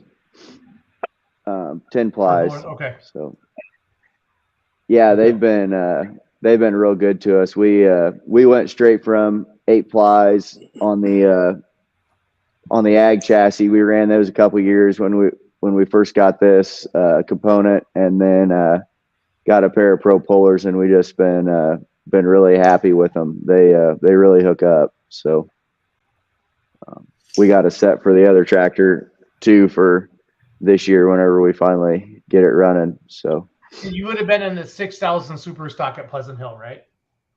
Yes, sir. Yep. Okay, I'm gonna find that run. Did you run good there? You said you got second. Yeah. Right? Yeah. Whitworth's beat us pretty bad. They also blew their oil pan off as far as entertainment value, not at their expense, but we were like Whitworth's always provide entertainment value. So. Yes. But they beat us up pretty good there. They were, man, Colton had that thing running hard. So. Well, Colton's not on the show, so we're not going to show Colton's pass. We're going to show your pass, okay? Okay. Did we talk about your fair enough tonight? Because I want to make sure you're happy with all of that, Jacob. So. No, yeah, I think so. Wednesday night at 6:30, the ITPA show, and then Thursday night at 7 p.m. the PPL show. I would come to both nights and watch some quality tractor pulling. We're really excited. We can't wait to do another PPL show, and I think it'll be good. Well, I just want to throw your poster up on the screen one more time, quick. Well, let's play the video, then I'll get the poster up. So this is Pleasant Hill, Illinois. Yep, this was the first night out early in June. So this is Bobby Jones's Field Sobriety's hometown. Yes, sir. Okay.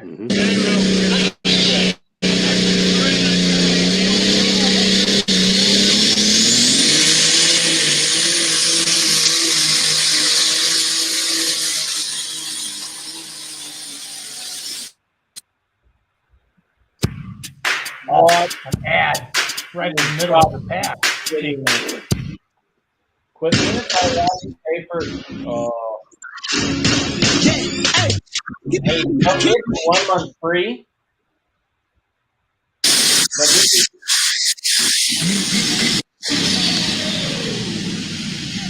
That was a smooth pass, Mr. Kessler. Replay that again, so we don't have the ad in the middle of that. That's probably one of the best ones I've ever been on. I was pretty pumped up. Yeah, that looked kind of like a fun ride. Plus, you got a cool visor on your helmet.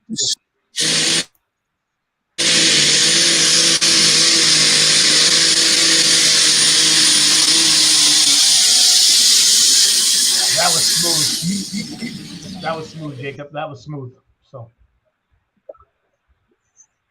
Yeah, we were pretty happy right out of the box. You never know what the first pull of the year is going to be like. So, but I sure appreciate everything you guys do to promote the sport. Doug, he's awesome to work with. If anybody has a pull, I mean, obviously you guys are promoting pretty much every pull in the country now, but if somebody isn't using you guys, they should be. We've been really happy with what you've done for us, and really appreciate everything that you guys do for the sport in general. You guys put in a lot of time, and I think it really helps. So, well, it's fun to help promoters that get it and want to grow their events. That helps a lot, Jacob. That helps a lot because not everybody gets it, and that's all we are trying to help everybody get it, if that makes sense. So, no, 100%. I mean, you put in all the work to do the show and get the vehicles hopefully there and the people, there, and just a little bit of extra work to, really make it a success is worth it. And you guys are, I think, a big part of that for a lot of different events. So, I mean, I can't even open Facebook up without seeing a tractor pull advertised somewhere, and I think that's the whole goal. So. Yep. It doesn't hurt at all. It doesn't hurt at all. So again, Fisher, Illinois, Fisher Fair this Wednesday night is the ITPA pull, which stands for Illinois Tractor Pulling Association. Again, they got the classics, the light super stocks, the light mods, 85 pro farms, limited pros, and Jacob's promised he's not going to break the tractor Wednesday night, so he can pull it Thursday night at the PPL pull with the Champions Tour, which is awesome that you're bringing that in there. Super modified tractors, super stock diesel trucks, and lightweight super stock tractors, which is your class. So, yeah, good luck with everything, Jacob. If you get some pictures or anything, send them to Doug or send them to me, because Doug will be out running with the Outlaw TV. I can post some stuff up on Facebook, like some pit pictures and stuff Wednesday and Thursday. Yeah. So. Yeah, for sure. We'll post those, and we appreciate you guys, and thanks again. Awesome. Have a good night, buddy. Have a good one. Take care. Take care. Do you think he's gonna talk to his dad right away, Cody, and name that tractor? Cody, I think you're wearing him down. I think he got a good shot at it. He gets the number, I can be very persuasive. Dude, just design a logo and just send it to him. Yeah. Yeah. That's one of the, I would just about guarantee you that's one of the biggest barriers to entry to getting that name that you want is that, well, I don't know what that looks like. How do we put that on a side shield? They're not going to put it on the side shield. It's going to be so subtle, like night shift. Like that. Well, that's fine. Then get creative and do something subtle. But that's what his dad said. Cooling towers. I'm not subtle. Have you met me? I'm not subtle. I like that. Can you powder coat exhaust stacks and make them look like whatever that part of the nuclear reactor is? Let me book a trip to Chernobyl. And, Chernobyl didn't have cooling towers, which is why it had the problem. Towers. Cut him a break. He wasn't alive when Chernobyl happened. Yeah, I forget. Youngins. I still what are you think going to I'm do? 3 years old too. And act like it all the time. Like, it's the same thing. Chernobyl wasn't like. I'll still book a flight. I heard it's very pretty there now. This is true. That's actually true.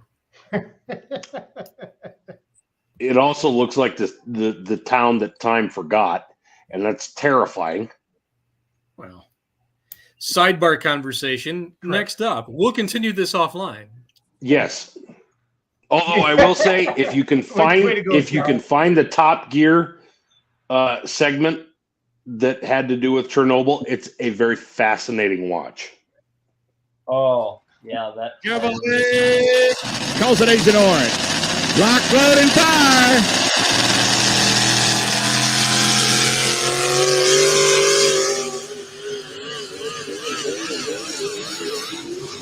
Welcome to the Drive Shaft Show, folks.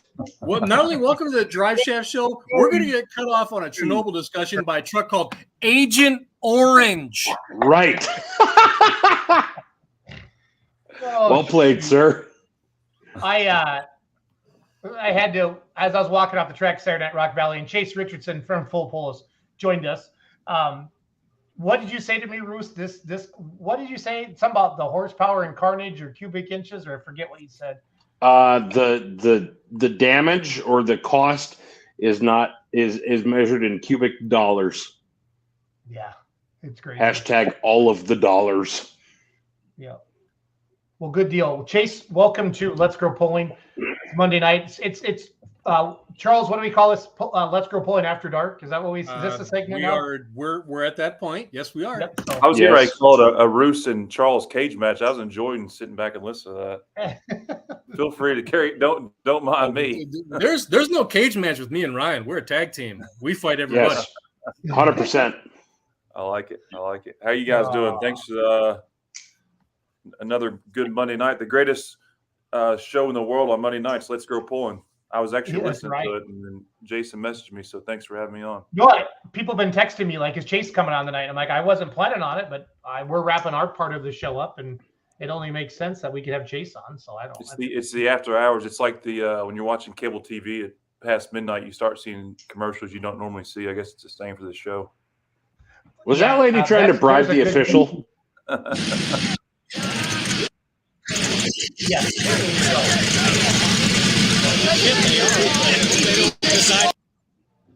I definitely think so. Chase, what'd you think of Rock Valley, Iowa, buddy? One of the best pulling events I've ever been to in my life. I mean that in 100% sincerity. I said it a few times, but there was literally things I've never seen before in pulling that happened there. And with the first one, I'll talk about till the rest of my life, or anytime someone asks me this question. So we've all been to pulls where it looks like rain or it is raining, and you're just hoping that maybe they'll figure out a way to put this show on. You know, we all are concerned at times with the maybe this promoter just wants to get their insurance or whatever. I don't really know how all that stuff works. I don't really care, but you're just hoping to get a pull on. So at 4:30 on Friday, if there was a pull on no show, I was no show. They got worked out to get the show on, but the part that will always stand out to me is that I've never seen a pull where it gets put on and you're just thinking, okay, it'll be a token crowd. I mean, it was like the running of the bulls getting people in that place. And all of a sudden, it was a little slow getting going. By 7 o'clock, there was an empty seat, and I've never seen that anywhere at any pull at any time. So that was one cool thing. And then I still say the Guinness World Record for hooks in one session of pulling, I want somebody to correct me on this, was set on Friday night, 194, whatever it was. So anytime you go somewhere and see stuff you've never seen before, it's always a memorable trip. So love that place. I will go back as long as I can. Already looking forward to next year. And first class people, as I expected prior to, but even more so when you're there in person. So if you haven't been, pulling fans, make sure you go. I'm pretty sure there was over 200 on Friday night, by the way. Was over 200? Well, I guess with the restarts and that hooks, right? Well, there were some really, really late entries in some of those. I was thinking it was over 200 hooks on Friday night. Right? 194 was the number. It was close. Yeah, Charles, you're a walking book at pulling knowledge. Have you ever heard of a pull, a nationally sanctioned pull with that many hooks ever? Nationally sanctioned, no. If we're going to get into the antique world, I could blow you away with numbers, but nationally sanctioned, no. Nationally sanctioned, like with we'll call it a live stream type event. I'd say no. So, yeah, that was awesome to see. And I actually, obviously we all have tons of friends. I talked to a number of my competitor friends yesterday and today, and guys have never been out there asked me about it. I'm like, dude, you got to go. That's a bucket list. So I think that thing's only going upward from here.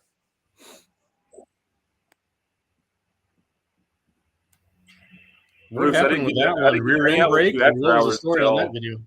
Bruce, I'm a little. Say what now? I didn't get to hang out with you after hours at all anytime. It was done so late on Friday night, and then Saturday, I think I may have saw you from a distance, but I'm still going to take you up on that brisket at some point. I didn't bring any. You didn't miss anything. Oh hell, I thought you were holding out on me. No, I was not. Yeah. Charles, the good news of full pull after Rock Valley. Really proud to say we're over 4,000 users at this point through 2 events, which is extremely exciting. And we're still working out a couple kinks in the Apple App Store, hoping it's in there this week. I know I said last week, but that's what you get for saying stuff you don't really know what you're talking about. But it's going to be in there. It's in the Android store. We're at a significant amount of Android downloads. So we think really whenever it becomes available in the Apple store, those numbers are going to continue to climb. And everyone has also been very positive about it. And again, I don't know who's listening to this show, but this is one of those deals like anybody that has suggestions or concerns or something they don't like, please message the social media pages, send me an email. I can get you connected with whoever, but like we want to make this thing as good as it can be. And it takes time, but it's one of those, we want comments, not lack of comments. So please, everyone, always chime in. Charles, to answer your question, the drive shaft went like this to this. That'll do that. It looked like in the slow-mo the rear end was locked. Yes, Bluetooth drive shafts were introduced to the Pro Mod 4x4 class this was Saturday night. And this was a little bit rough. They ripped up the starting line and redid that, and it was a little bit rough. It had some carnage for some guys. So the Thorntons were one of those. Some. Yeah. Yeah, Ryan. There's some kind of hometown like lane. They live. There we go. Right. Yes, there you go. They live right over by my grandparents, and they had some damage. V drives are a thing for jet boats, not for yes, exactly. Wakeboard boats and ski boats, yes, 100%. Pulling trucks, no. If it's supposed to go that way, I'm pretty sure it's supposed to be a knuckler or something in there to make it go back the other direction, but I'm not positive. Maybe. I'm not a nuclear scientist like the nuclear reactor. Kessler, can we get your sister's opinion on this? Can she weigh in on this? Hey, Charles, did you make it to Kentucky this past weekend? I did, and I was How was there that? for a really long time because of Mother Nature. Gotcha. Did you wear your Tractor Pulling's the greatest motorsport in the world shirt, or we still gotta get that printed for you? Yeah, you still got to get that printed for me. All right, I'm gonna get it to you ASAP. We're getting those made actually, and we'll be happy to give them out to whoever wants to wear them. What's your all schedule this week? Where are you guys headed? I'm staying local. I got Thumb Tractor Pulling Association on Saturday night in Minden City, a couple hours from here, and so I'm back with my roots where I started. Nice. What about you, Roos? Undecided. I might go cover an East Central Iowa hook. If so, I'll be in Tipton on Friday night, but otherwise I will be home hanging with the wife. Gotcha. Playing along on full pull, right? If you've got it, we will. Tomorrow, the list of events for full pull games for all of summer is going to be launched. It'll be out there on social media. Again, it's covering all three organizations. And to answer your question, Roos, there'll be something every weekend from now until the end of September. So you'll you won't have a reason not to play along unless you just forget, right? And so this weekend, I will go ahead and tell you we'll be at Troy, Missouri on Friday, another outlaw event. Looking forward to doing that. That's a part of their it's a one-day event, two tracks, 8 classes. Games will be published on Wednesday, but the actual lineups and the drivers participating will be announced day of on that Friday. But you'll know what the games are and kind of get your mind prepared for you enthusiasts that really want to get win these $1,000 grand prizes and so forth.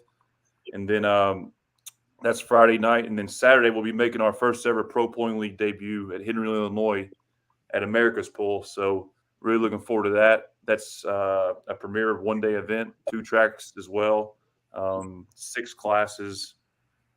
Again, that's probably one of the premier single-day pulls in the country, I would say, and it's been around for a long time, America's Pull. So those are two times you can catch an action this weekend. You'll be seeing the schedule posted tomorrow, and then we'll be having hopefully some good news. I'm hoping within the coming days after that, it's available for download in the Apple App Store, but at worst case, it will always be available at fullpull.us to play along and be thousands of dollars up for grabs if you can pick the winners both nights. Cody, where are you going this weekend? I am staying home. I need to go to Houston Wednesday through Friday, so I'm probably staying home trying to get caught up on pictures, but and then it'll be a mass fury of everywhere.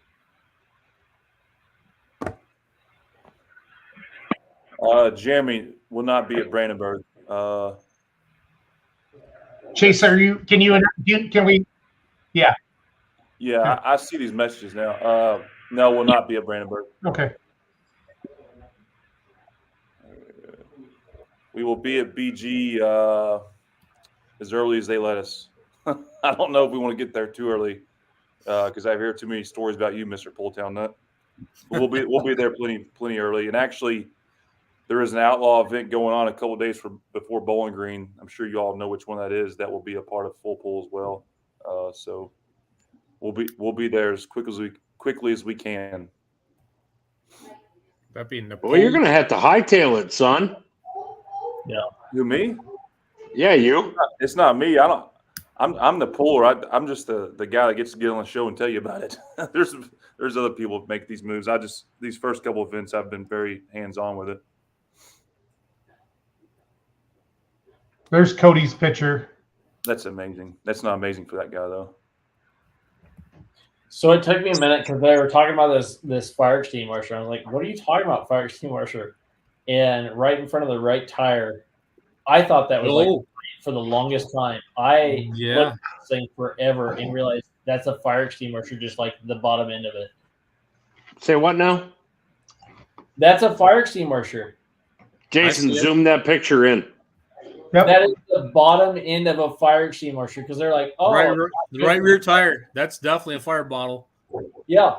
I thought it was like a red light on the truck, and I was like, well, that's kind of an interesting place for that. And like I looked and looked and looked and then realized like, oh, that's a fire extinguisher. Hey, when the tech man comes looking for your nitrous, if you want to discharge it the right way and not get caught, I'm just saying. You know. I'm not making an accusation. Please don't take it the wrong way. I'm being a smart ass. Please don't anybody think I'm saying that. Well, it doesn't matter because the tire caught it and sent it into orbit. It hasn't landed yet, so right. It just disintegrated. I mean, kind of. Yeah. That's an awesome photo. This is one of the comments, Chase, you and I've talked about the amount of live streams.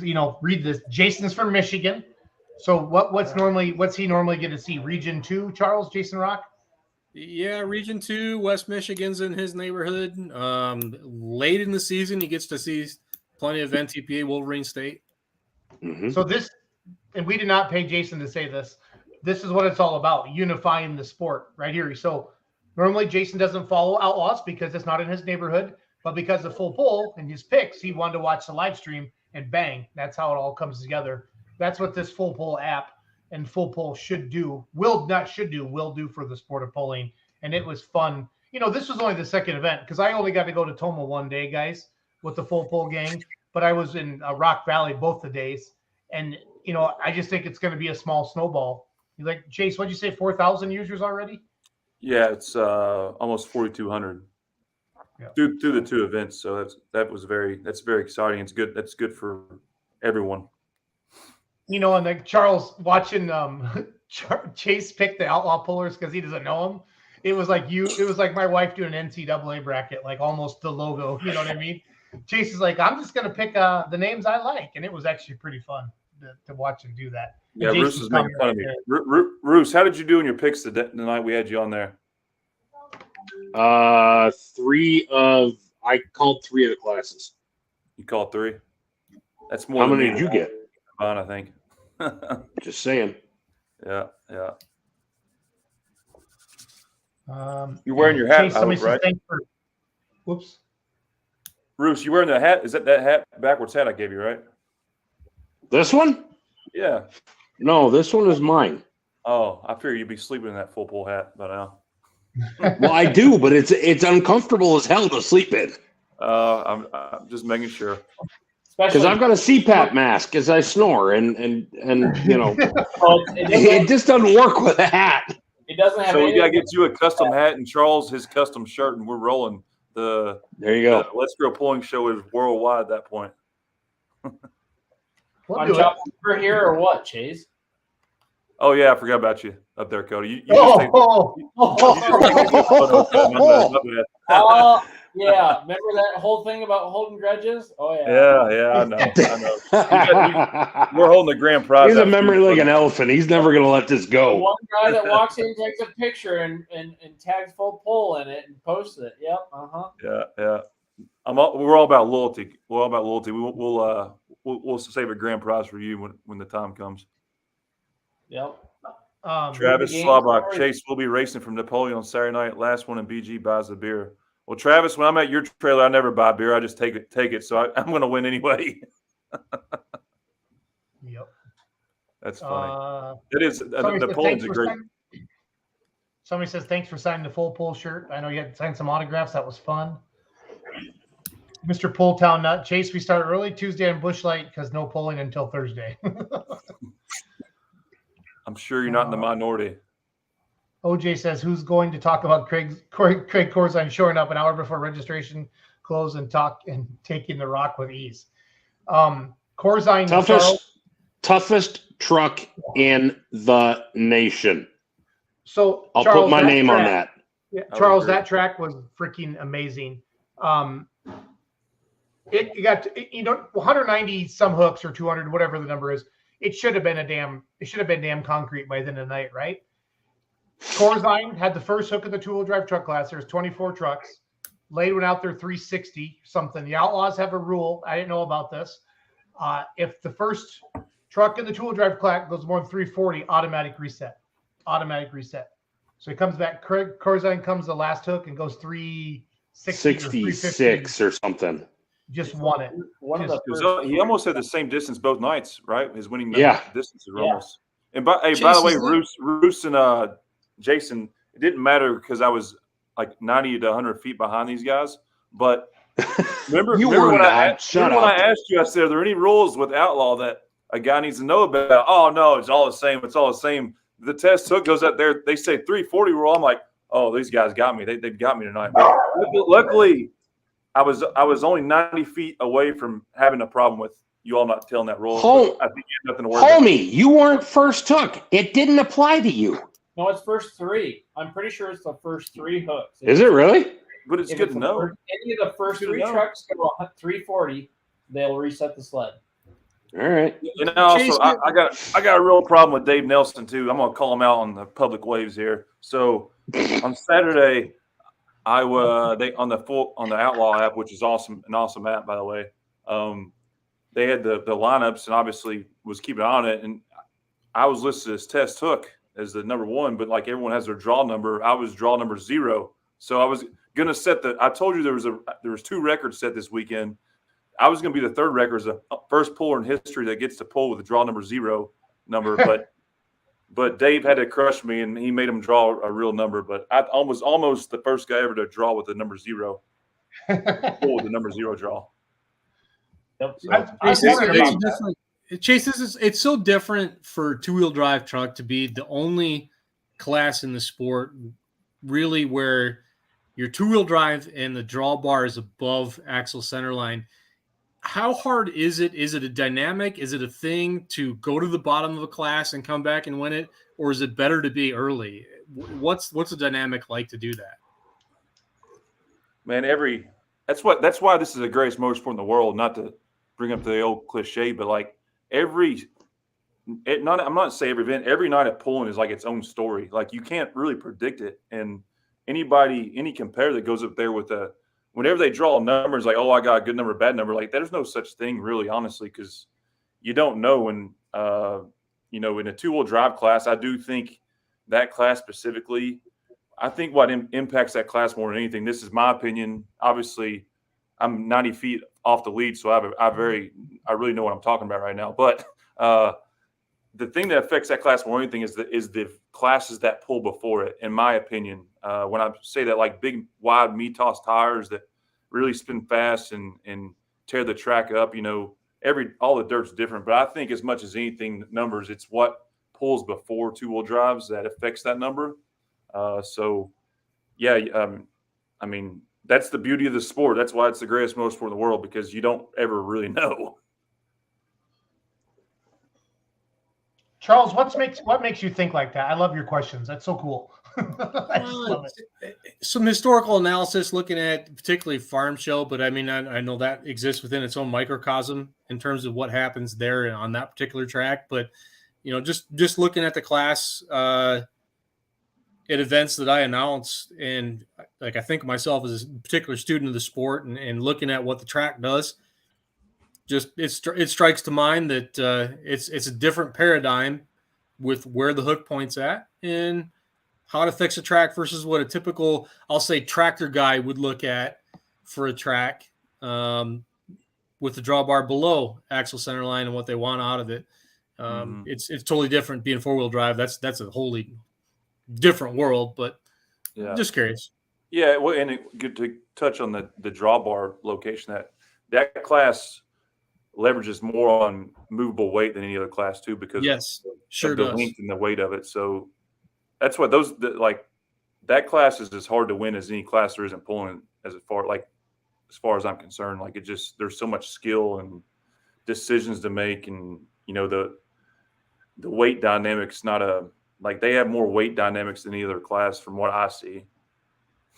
I would agree with that. The leverage that gets applied pound for pound from a two-wheel drive is harder than anything else. And the length what it wants out of a track is going to be different. The length of the vehicle, the weight of the front end weight. I mean, it's a skill sport. There's skill class for sure. Yep. Agreed. This is something. I went down to Coldie's, the local bar there in Rock Valley between sessions, and I walked in, and 2 fans had their apps out, and they were making the picks. So I got a picture of this gal or guy making his picks. It just made me so happy. You should have just went. You should have went, Cody. You're making some cool story up. What? You should have. No, this is legit. That was just Cody, and you said, "Hey, I'm going to take his picture and make some cool story up on it." No, this is. Come on, where would we find wood grain at a tractor pull? Good point. Yeah. You're right. Well, that was it. That was at Coldie's right there in Rock Valley. I think you underestimate my abilities there, Ryan. I'm just saying. Shut your pie hole. No, that's legit. Yeah, and the other thing I want to make sure we let people know, like last weekend alone we paid out full pool paid out over $3,000 in cash prizes to winners. So if you're really good at this, you can have quite the summer starting this weekend and moving forward and capitalize on your knowledge and know-how of the sport. So, and I also want to make sure I'll probably talk to you all again next week, but we have a couple of really cool campaigns coming up starting next week that I think is going to really, really bring a ton of excitement and attention like we wasn't really planning on. Like every week's going to look a little different. Again, we want everyone's feedback. We want your guys' feedback. We want fans' feedback. If you want to see something different or have a better idea, please let us know. We're all about making this the best it can be for everyone. That was funny. Tell that story, Chase. Oh yeah, we did a little segment with the Rock Valley Fire Department. They're in charge of all beer sales at the Rock Valley Pool, which is really cool, by the way. How they do that, and they raise money for their fire departments. I've talked to Roos about this. Like the stories of all these little events and how they impact those towns is are stories within themselves that people have no idea about this sport. But anyway, the beer sales at Rock Valley goes back to the Rock Valley Fire Department. And we wanted to spotlight that, and we went over there and talked to them for a little bit. And, the clear understanding that this is the greatest motorsport in the world wasn't understood by one of the workers there, the firemen. And I was joking around with him. I apologize later, but I told him I meant what I said. Everyone said tractor pulling was the greatest motorsport, but one of the guys said no, NASCAR was, and we had to educate him on why it was. What better way than to promote one of the biggest pools in the world than take a behind-the-scenes look of what it takes to get an adult beverage at Thunder the Valley. So, ironically, like I said, we're here. We're just going to take a few steps over here and see what it takes to get a beer here. Hang on a second. This is freaking hilarious. How you guys doing? Is this the official beer tent provider for the Thunder in the Valley pool? Yes, sir. First off, what's the number one best seller you guys have here? This one right here. What is that? Coors Light? Busch Light. Let me introduce myself. I'm Chase Richardson. Your name? First of all, I think it's important that all people, Charles and Cody, working a beer stand should have a beer. Don't you guys agree, Charles? I'm allergic to beer, so I'm going to say yes. If you're a firefighter or a law enforcement person, you can do whatever the hell you want to do, in my opinion. Adam. Bradley. Brandon? Bradley. Trevor. Lexi. How did y'all get this job of being the beer tent? So last year, the Rock Valley Tractor Association asked us to start a beer tent here, and then we're all volunteer firemen. We all volunteer our time here to run this event. So hang on. So this is one of the only venues in the world I've ever seen where the people working are drinking too. I guess if you're a firefighter, you get a pass on that. So back up a second. The fire department here in Rock Valley is the ones who organize and provide the adult beverages to the people in the venue. Am I hearing that correctly? That is correct on that. So the number one bestseller, my friend here says Coors Light. I myself will probably take a Michelob Ultra. I'm competing tonight, but as law enforcement agents, you're allowed to drink one before you drive, right? I don't know. Anybody? I'm going to order a Michelob Ultra for now, just for the sake of what we're trying to promote here. Cold won't be good. So let me ask you guys. You're here, one of the biggest tractor pulls in the world, promoting the sport of pulling. We are here to do that. But let me ask you guys a question. What is the greatest motorsport in the world? Well, World Outlaws truck and tractor pull. Yeah, would you guys agree? You don't agree? Here it goes. What's your sport? NASCAR. The sport where they go left for 4 hours in a row? At least they turn directions. They go one way.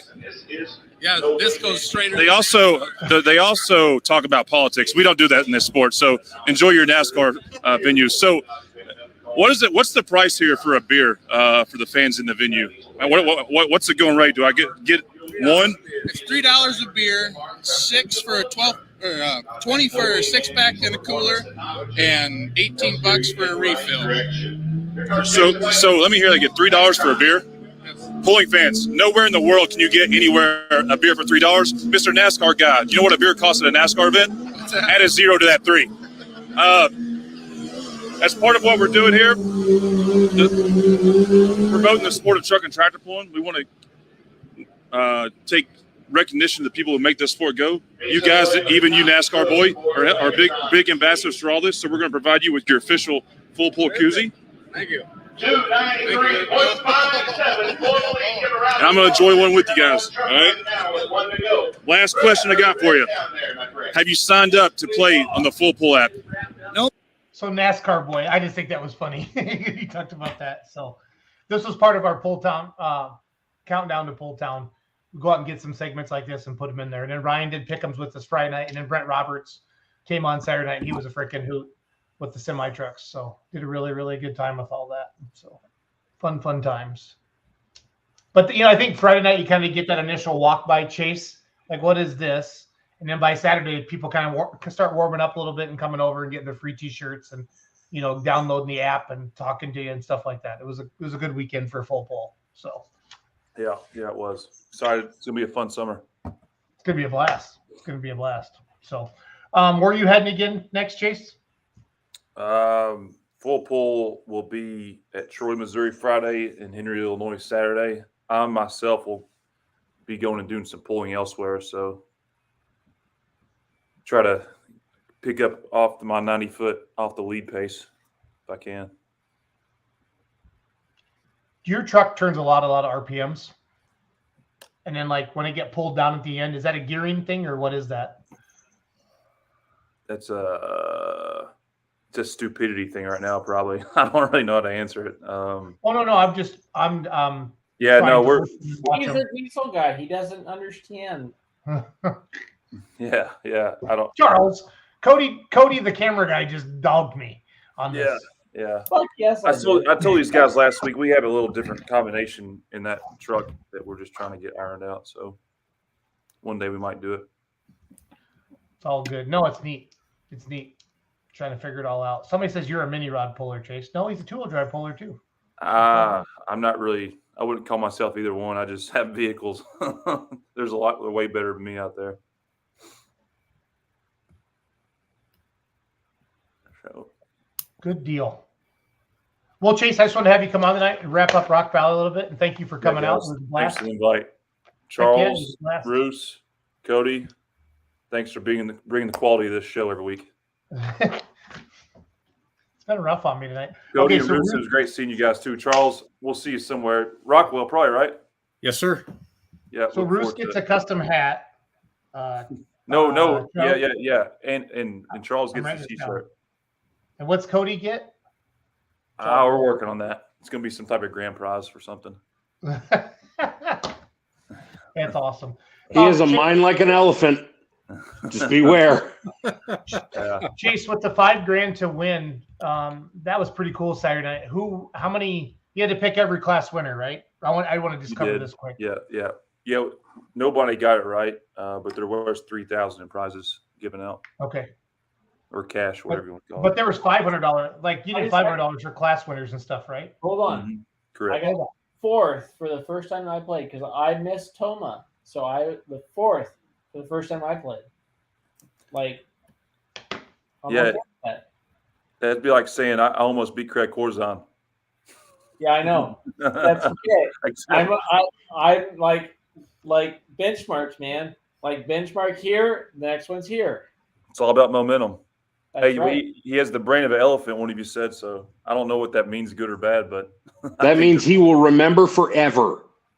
You said grand prize something. He will expect a grand prize. We'll get you taken care of, I promise. Never forget. A brand new Toyota Tercel. The price is right. It better All be right, guys. RS3, Charles. Let's go. There you go. He wants an Audi and a bottle of scotch. Bourbon. Chase, how does the leaderboard work?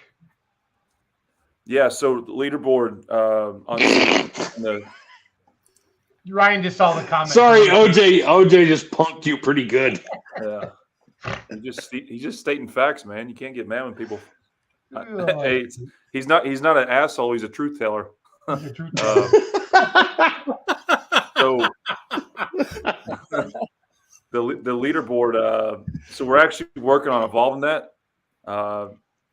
Right now, how it works, if you just in the session challenge stuff, if you pick, so if there's like at Henry, Illinois, there'll be 6 classes for every winner you get a point, so to speak. But pretty sure we're gonna have that change hopefully here sooner or later. Maybe by this weekend, where it's gonna be like way more than that. You have stake in it no matter where your guy finishes. But we're working on details of all that.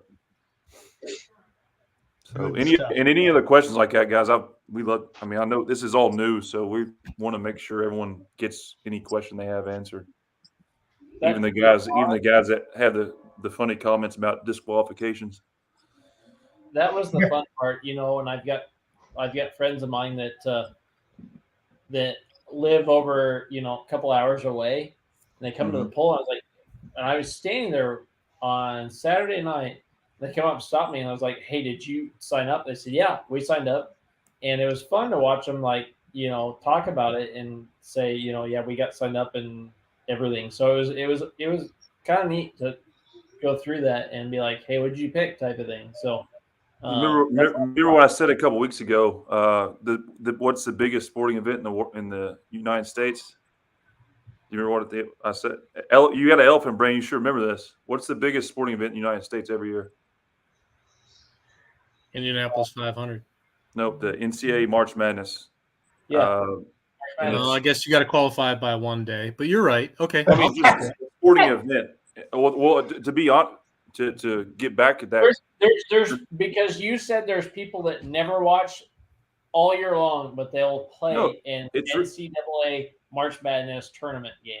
It's really simple. Yeah, I mean, and Charles, to go back, there's actually the 3 biggest days. Super Bowl is the biggest day, and then the 2 first opening round of the NCAA basketball tournaments, the next 2 biggest days. I know that just because I have a sports background, but the biggest sporting event is the NCAA March Madness, and it's not. And the games are great; they're competitive. Everyone's into them, but they're good all year long. I used to coach Division I basketball for 10 years. They're good December, January, February. They're great in their conference tournaments, but they get all these eyeballs on them when the NCAA tournament starts because everybody, I'm sure you guys included, probably don't always watch, but you have filled an NCAA tournament bracket out at some point, right or wrong? I mean, So I'm not saying we're an NCAA tournament, we're going to be that big. We're not going to be that big ever, but the reality of it is something as simple as a guy filling out a bracket and entering a pool for $5 gets him more interested to watch these games than anybody ever has. And it's different, but it's really the same. And it's the example you just gave, Cody, is those examples are endless. And they're already we're at the ground level of this, but these stories are already being told event by event. And as we build this brand and knowledge and understanding of people, I mean, there's no looking back at any point, honestly, as long as we all continue to, embrace it. When I say embrace it, the ones in the sport. Maybe this is a little premature, but are there going to be times you can add more than $5 to a bet? There's going to be a time when you can do a lot of stuff. We're starting here, and this is a process, and it's going. And again, I've told you all the dynamics of how our motorsport is so unique in doing this, and how for those friends you have, the outsider friends you have, if you take them to a drag strip or take them to some type of circle racing, it's all predicated on speed and time and fast, which is cool for us who are motorsports guys. But someone like that, it's hard for them to keep up because it's just their head's moving the whole time. Well, our sport, we got a 2-minute break between every one. And what we're doing is very simple. Whoever starts here and goes the furthest wins. So when you add, the ability to have some stake in the game with what we're doing here now and down the road with some real money. You know, we have a golden ticket in our pocket as a sport as a whole, and it's going to be a really, really exciting thing to take this sport to a new level. But it's not going to happen tomorrow, and it's going to be a multiple-year process. But I think through 2 weeks, we already have some data we can be excited about. I just think as more people find out about it, Chase, it's going to just keep getting more and more exciting for people. Just, you know, the stories and the pics and the friends, and, you know, sure. Like I said, we when you kind of rolled this out, we talked about people have been doing this for years, sitting in the stands, you know, with their buddies, everybody throwing $20 in or whatever. So. And I'll give you another one. The event we're doing next week is going to have a ton of marketing behind it, but there's going to be props at the event next week, not this week, next week, where you'll be able to pick on the time of the national anthem to the over and under of one mini rod turning up on its side, like all kinds of stuff. That stuff will be brought in next week, so that'll be fun as well. Prop bets, I like that. Yeah, prop bets, whatever you want to call it. Yeah, picks. Yep, cool. Well, Chase, we've taken enough of your time. Thanks for coming on tonight. I know it's late, but I had some people texting, wanting to hear what's going on. I think it's good to have you on and give some updates. So I'll never turn an invite down to come on the greatest Monday night show in the world. Let's Grow Pulling. So, Jesus, you guys are awesome.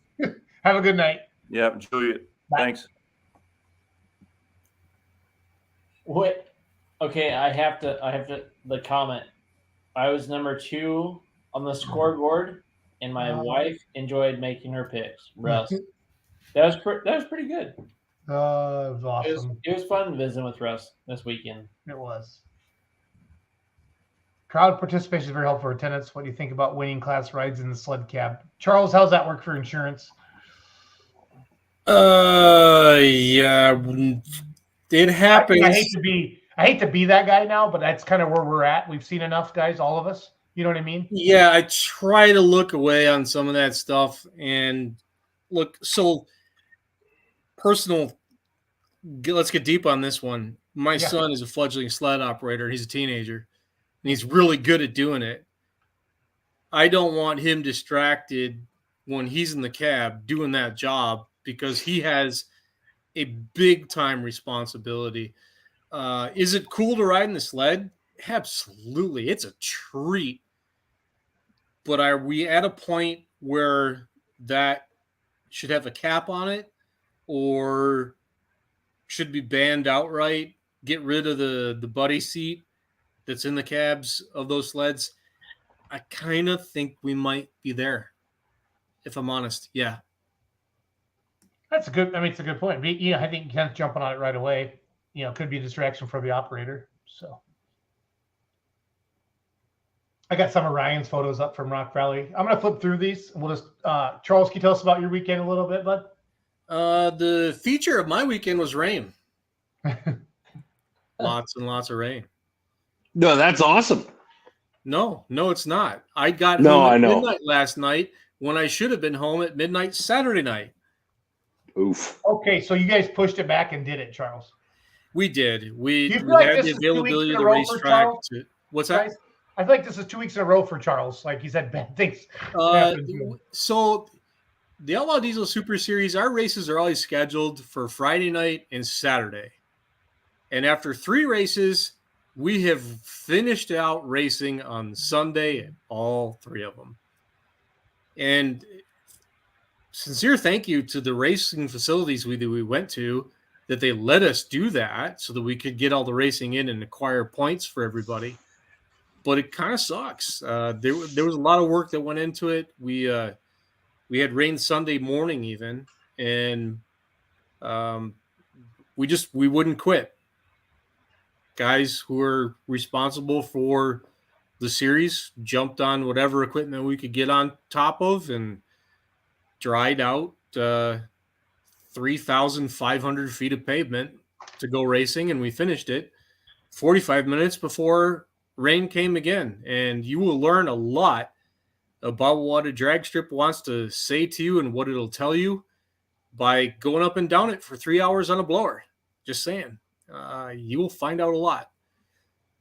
and I would do it again. It was worth it. I'm glad we were able to. Plenty of guys had personal bests. Some class speed records are broken, but not ET records are broken. It was a good weekend. I was happy. And that's a beautiful track, too. If you've never been to Beach Bend Raceway Park in Bowling Green, Kentucky, it's in a park. You come through this undulating roller coaster of a road in there, and it's all lined with this 4-rail horse corral fence. It's beautiful to go back in there. Wait, that is not a drag strip track. That's not. I'm just flipping through your photos, Charles. That is very astute. Cool. That's cool. That was from a couple weeks ago. That's Tim Camps with the North American Diesel Parts K100, brand new Cat C15 in it. This photo was taken at Blanchard a couple of weeks ago. It's set up to be a 4.1 sled pulling truck, and it is nasty, absolutely nasty. He's been piling up wins, and not just wins, like 50 feet on people, destroying. And it's hard one for him. And, not to be maudlin about things, but, lost a brother to colon cancer here in the last couple of weeks. So Tim certainly needed some wins in his life, and he's been getting them on the track after a big blow up with the truck at Onaway Memorial Day weekend. So just wanted to put it out there that the guy's kicking ass, and he deserves it.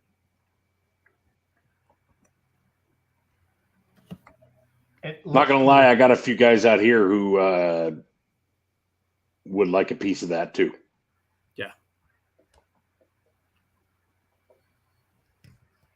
That's from Norwalk. That's me just being happy. That doesn't happen so much anymore. Not enough. It needs to happen more often.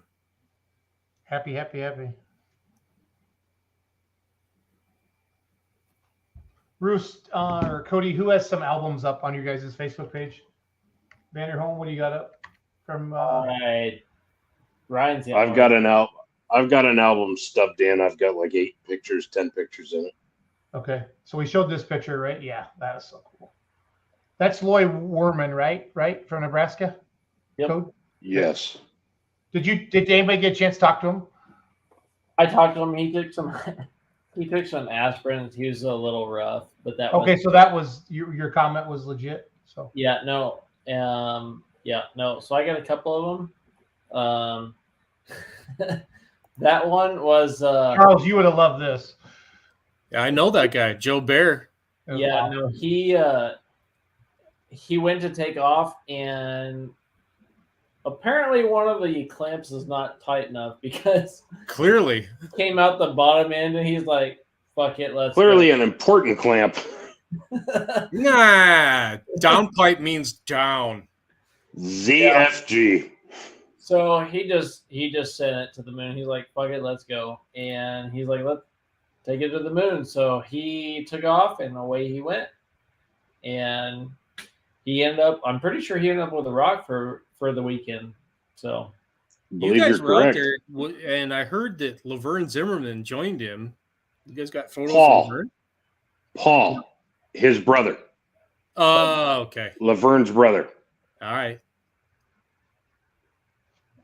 And he didn't pull the front left 4 feet in the air, which sucked. But well, dirt versus asphalt. I mean, you'll have. Yeah, I know.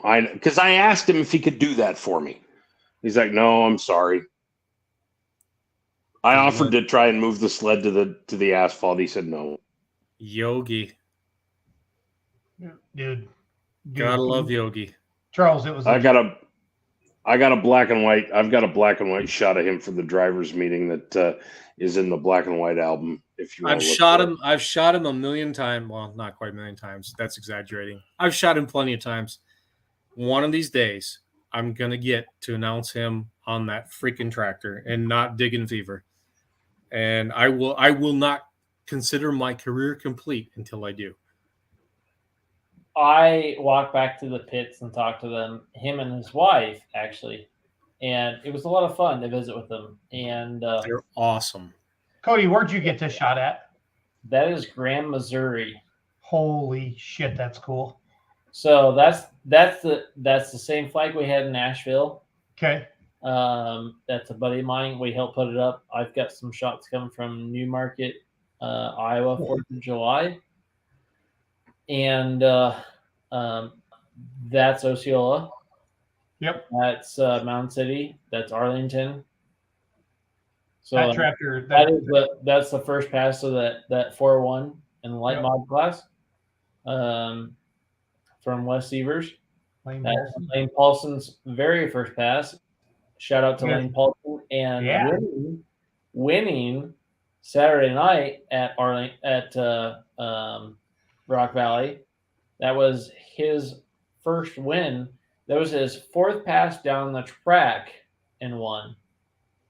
So, fourth or fifth? Not that it really matters, but I'm pretty sure it's fourth. Dez, if you're still watching, comment. I'm pretty sure that was his fourth pass legally. He ran one pass when he wasn't as of age. Last year? On his sister's tractor, correct? Correct. And I don't think he was of age type of thing, but yep. That's a cool shot, Roos. And then there's Dave leading us in the singing of something. I haven't figured out what. I haven't figured out how to caption that yet. But Yarick, Petch, Dave. That was funny. I showed those. There's Backdraft when it was together and didn't have a Bluetooth drive shaft. That was from Osceola. That's an awesome shot. That as well. That's an awesome shot. Interesting. Zoom in on that, please. Which one? The Spencer. Oh. Keep going. Flag in the back window. Other truck. Okay, my bad. Semi. No worries. That's all I can go, right? Okay. So I don't know if you can see it there or not. Can you? The flag in the back window. The flag is the background in that cab. And a lot of you people who have, well, maybe there's a lot of folks who haven't seen that truck make a hit. That's Spencer Rooks, right? Yes. Yep. I know that this was, I think, one of the first times I've ever photographed it on the track, maybe the first. And that flag kind of struck me. So anyway, it's details. That's what Cody and I and Charles all look for. Details. And that's a kind of a cool detail. Love it.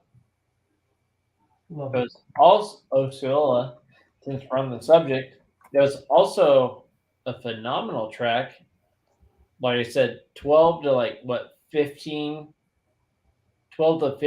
different food vendors. Oh my God. Whatever you wanted, you could eat. It's the only pole that I've ever shot fireworks in the background. So that was fun. Ham got a couple cool photos too I wanted to show. That kind of looks like Ella Rush. Ella Rush Specialties. Designated survivor. Did I hear Ron say over the microphone that her grandpa or her dad bought just a trailer load of Packards? They had just a whole bunch, a barn full. Correct. Yep. And for those of you who are playing along at home who think Allisons are the biggest pulling engines on the track, you are dead wrong. Charles, with these big, so Doug Roberts debuted a Sherman tank motor and Rock Valley, and then this Packard. They don't go up.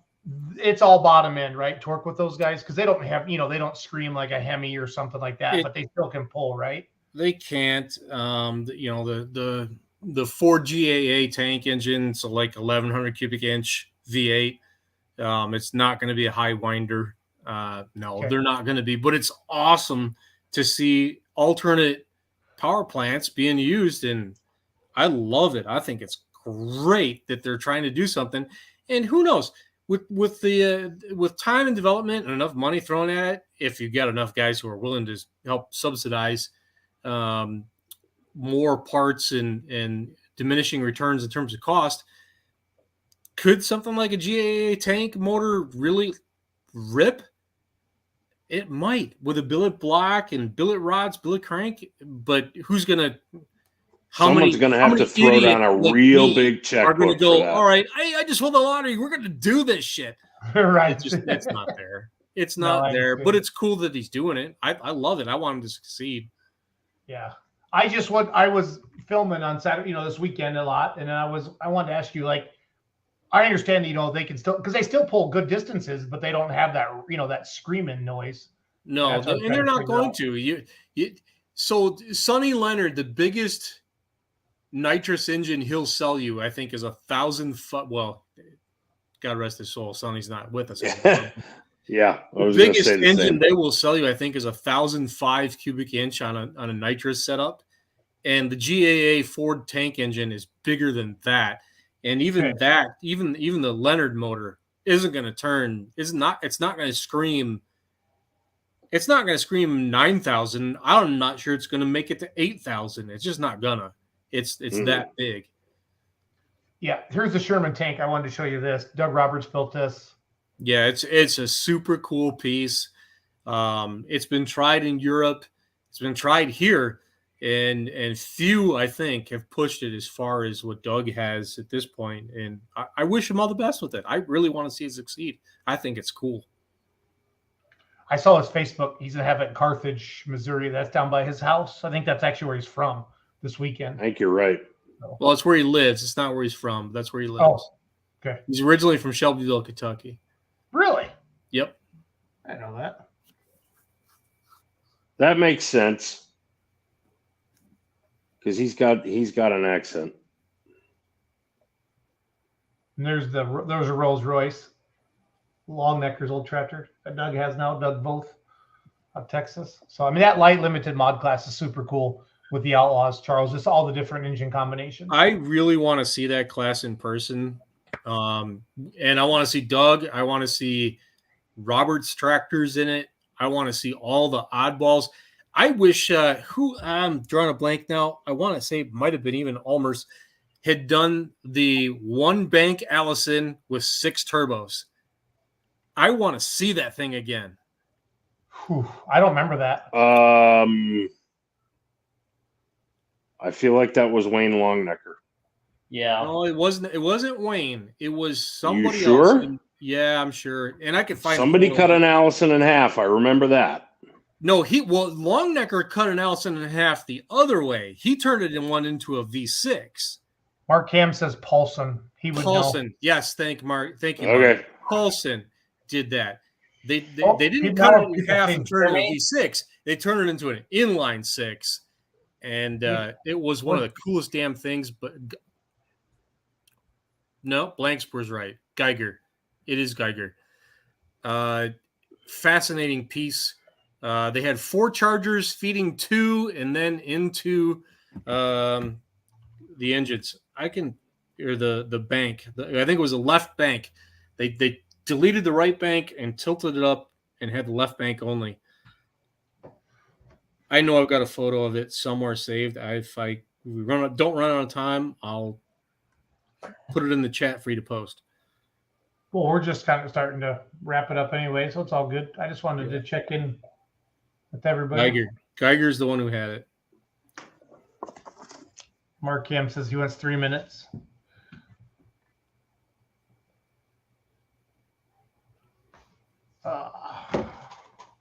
So, Cody, you're going to stick home this weekend? Catch up on life? Bruce? Sure, I got to go to Houston, so, yeah. Okay. Bruce, what you got going on? Maybe I might go hang with JC and shoot Tipton on Friday night. We'll see. I pulled there years ago. You're probably not wrong.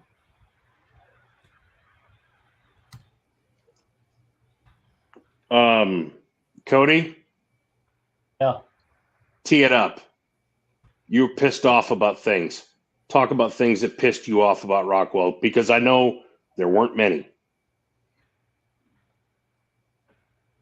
If you are a fellow photographer or videographer, be respectful of the other people that are standing around you, please. Because that is one thing that like gets underneath my skin. It's like, be respectful of the other people that are shooting around you. That's it. It's not that fucking hard. Be respectful of the other people that are around you. That's it. Can I pile on just because I want to pile on? Absolutely. But I'm just like, that's all I've got. Like, just be fucking respectful of the other people around you. Don't stand in front of them. Don't fuck. I'll quit. Go ahead. Charles, let the record show 5 F-bombs. There are people who have now officially tuned out because we swore too much. Don is 6. Fucking but Don is happy as a clam. He went to bed at 8 o'clock. People will tell him about it. He pays people. Oh, I'm so pissed. There's not like an unspoken rule with you guys, or is it? There is amongst pretty much everybody in the civilized world, and then you have some guys who just have zero spatial awareness. There is amongst us who respect the rest of us. And then there's me. I get in front of Cody just to piss him off once in a while. That rant actually wasn't about me. And I take pictures of him and be like, oh, wait, I look like that? You're welcome. You're welcome. Charles, here you go, buddy. Oh yeah, there it is. I was literally just putting in the private chat oh yeah, you were. Or our chat the another picture of it. Yeah, that's the beast, man. Thing's badass. How many turbos? Love to see that. 4. 6. That 6. 1 per cylinder, huh? 4 feed 2 and 2 feed the engine. Oh, jeez. Was it mean? It had to have been mean. I don't know. I don't know how many times they even actually had it out and ran it. We could ask Whitworth's because that's them next to them. That's our egg chassis light, Super Bruce. That we would have saw at Mountain City back in the day. Mm-hmm. Yeah. I mean, consider so everybody talks about the 855 Cummins as a semi-engine, right? Half one bank of a Allison 1710, 855 cubic inch alcohol. And it's balanced, and it doesn't have to deal with the bullshit fork and rod, or fork and blade connecting rods that the factory V12 had to deal with. It maybe didn't work well, but the potential was out of this world, stratospheric. Everybody talks about what Brent Long's 360 single charger did and still does in MSPA. What could this thing have done? And I hate that it didn't work, because I think there was a lot left on the table if they would have stuck with it. God, it could be dominating. Not gonna lie, the Plowboy's Nightmare, I think that's the name of the tractor. It kicks a lot of ass. It bruises a lot of egos. But anyway, I have 2 things to add to Cody's rant, just because he started it. Can I just say this as a public point of courtesy to competitors, period? Don't hold up the show barking orders at officials who are at the big end of the track, because they're standing in the way of your shitty Snapchat video of your spouse's pass. If that were me and I held the flags, I'd have thrown you out, and I'd have thrown your spouse out as well. Utterly ridiculous. Don't do it. Have a little class. If you have to get that Snapchat video, move. Let the official stand where he's comfortable. End of story. Yeah, they're the ones whose ass is going to get run over if it doesn't work. And your stupid cell phone video that does not. Well, it doesn't matter how many people are going to watch. You're finally protected behind some barrier. Well, get bent.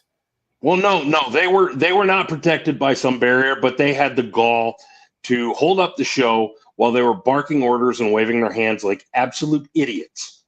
There's a reason. Want to figure out who it is? I'm not going to name names. You can figure it out. You can buy the live stream and watch and figure it out yourself.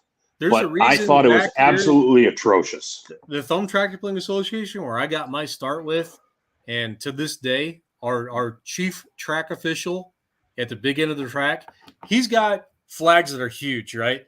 And he's got a rod that they're mounted on about 36 inches long. On the base of that rod is a brass ring. He will bounce it off your head, your hood, your windshield. If you fuck off and violate track rules, you're getting bounced. And it might not exactly be pleasant. I thought you were. For the record, Beer Money does not advocate physical violence.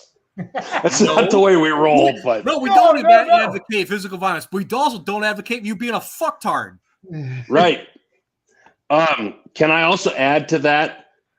Go ahead. Make your comment. No, I like that comment because like, if you're fucking stupid, I'm sorry. Leave the chat. Yes. See yourself out. Okay, thanks. Bye. Because quote John Wayne, being stupid hurts. Wait, so there was a light mod that blew the fuel shut off. Yep. Out of contention. And everybody's like, oh, there's a fire. There's a fire. Why didn't you get to put out? And the fire truck had to come out and put it out. It's like, it blew it off. What are you supposed to do? There's no way to shut the fuel off. You have to just wait. And the fire department came out. The Rock Valley Fire Department did a great job. And everyone was there. And what are you supposed to do? You got to wait for that to come off. Like, there's no way to shut it off. And I'm sorry, but it really kind of ticked me off of, well, why didn't you put it out? There's no way to put it out. You can't just go. Yeah, the fire department doesn't carry wine corks that you could just, willy-nilly just shove into a fuel line. Sorry, it doesn't work that way. Take volunteers. You want to put your finger on there? Okay.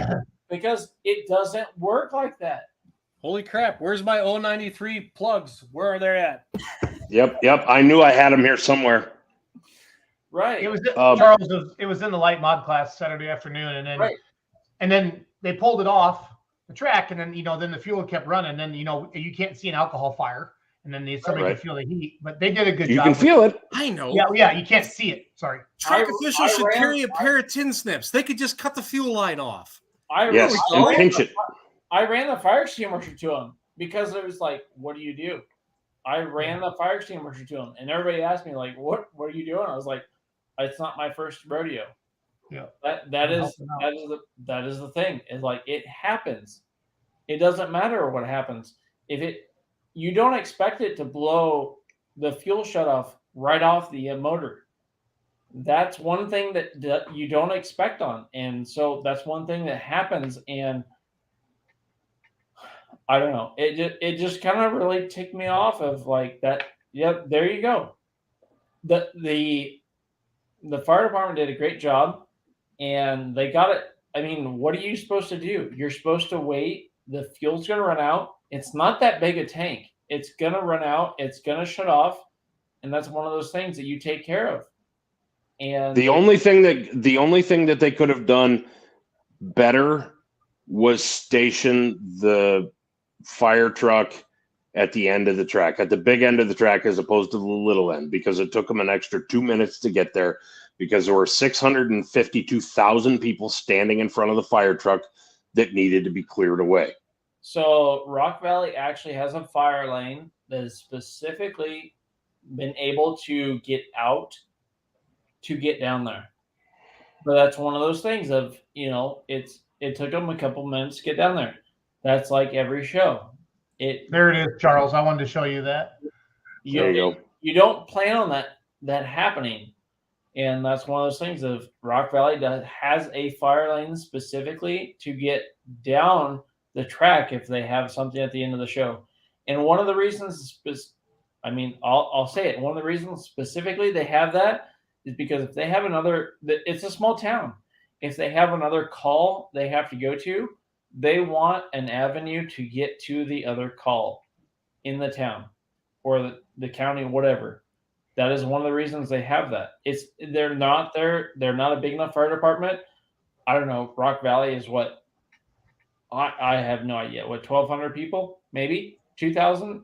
Maybe that. I have no idea. But that's kind of bullshit to me, though, that video too, because there should be a shut off at some point, a three-way ball valve that it blew it right off, Charles. But it should be under the tank where it's real close, where you could just grab it. The closer to the tank it is, the more effective it is, because now it's not feeding this entire system, this entire ecosystem. It can be reached in and gotten to and stop that. I'm sure it's and that was discussed, Charles. Yeah, I walked out and said something, and talked to Dave Nelson, and he said, "Is this cause or reason for a rewriting or a clarification of that rule?" Yeah, and I said, I yes, think it should, so. because that it looks to me like that. I get what you're saying. It blew it off. It's close to the pump, and they're thinking,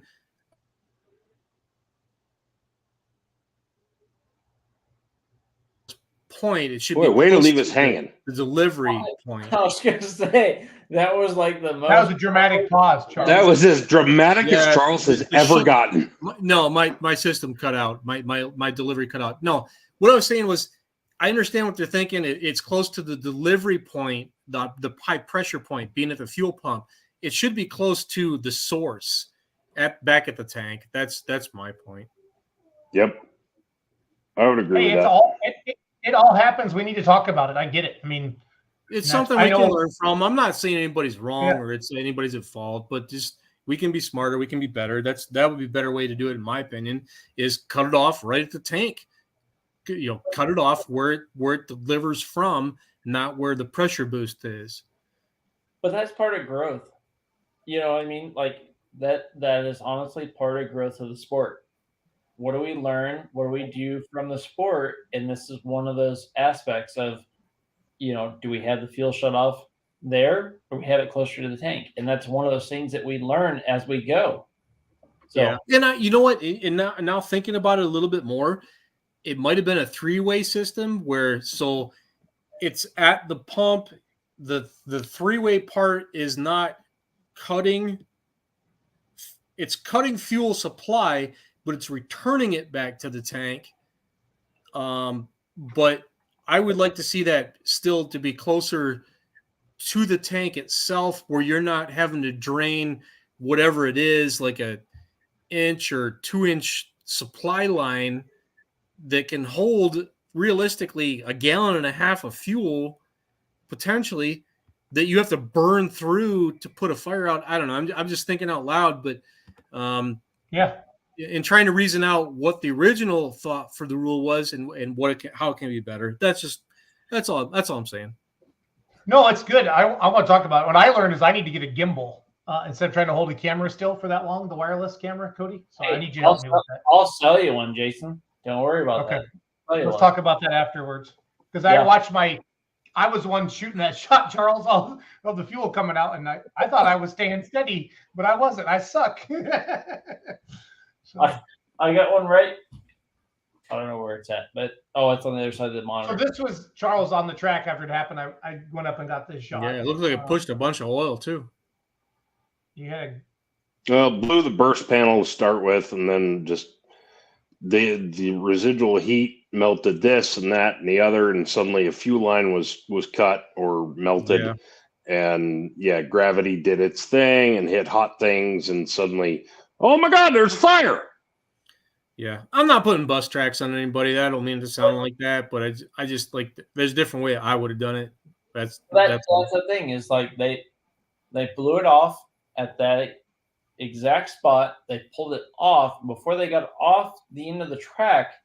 It still caught on fire because the alcohol burns.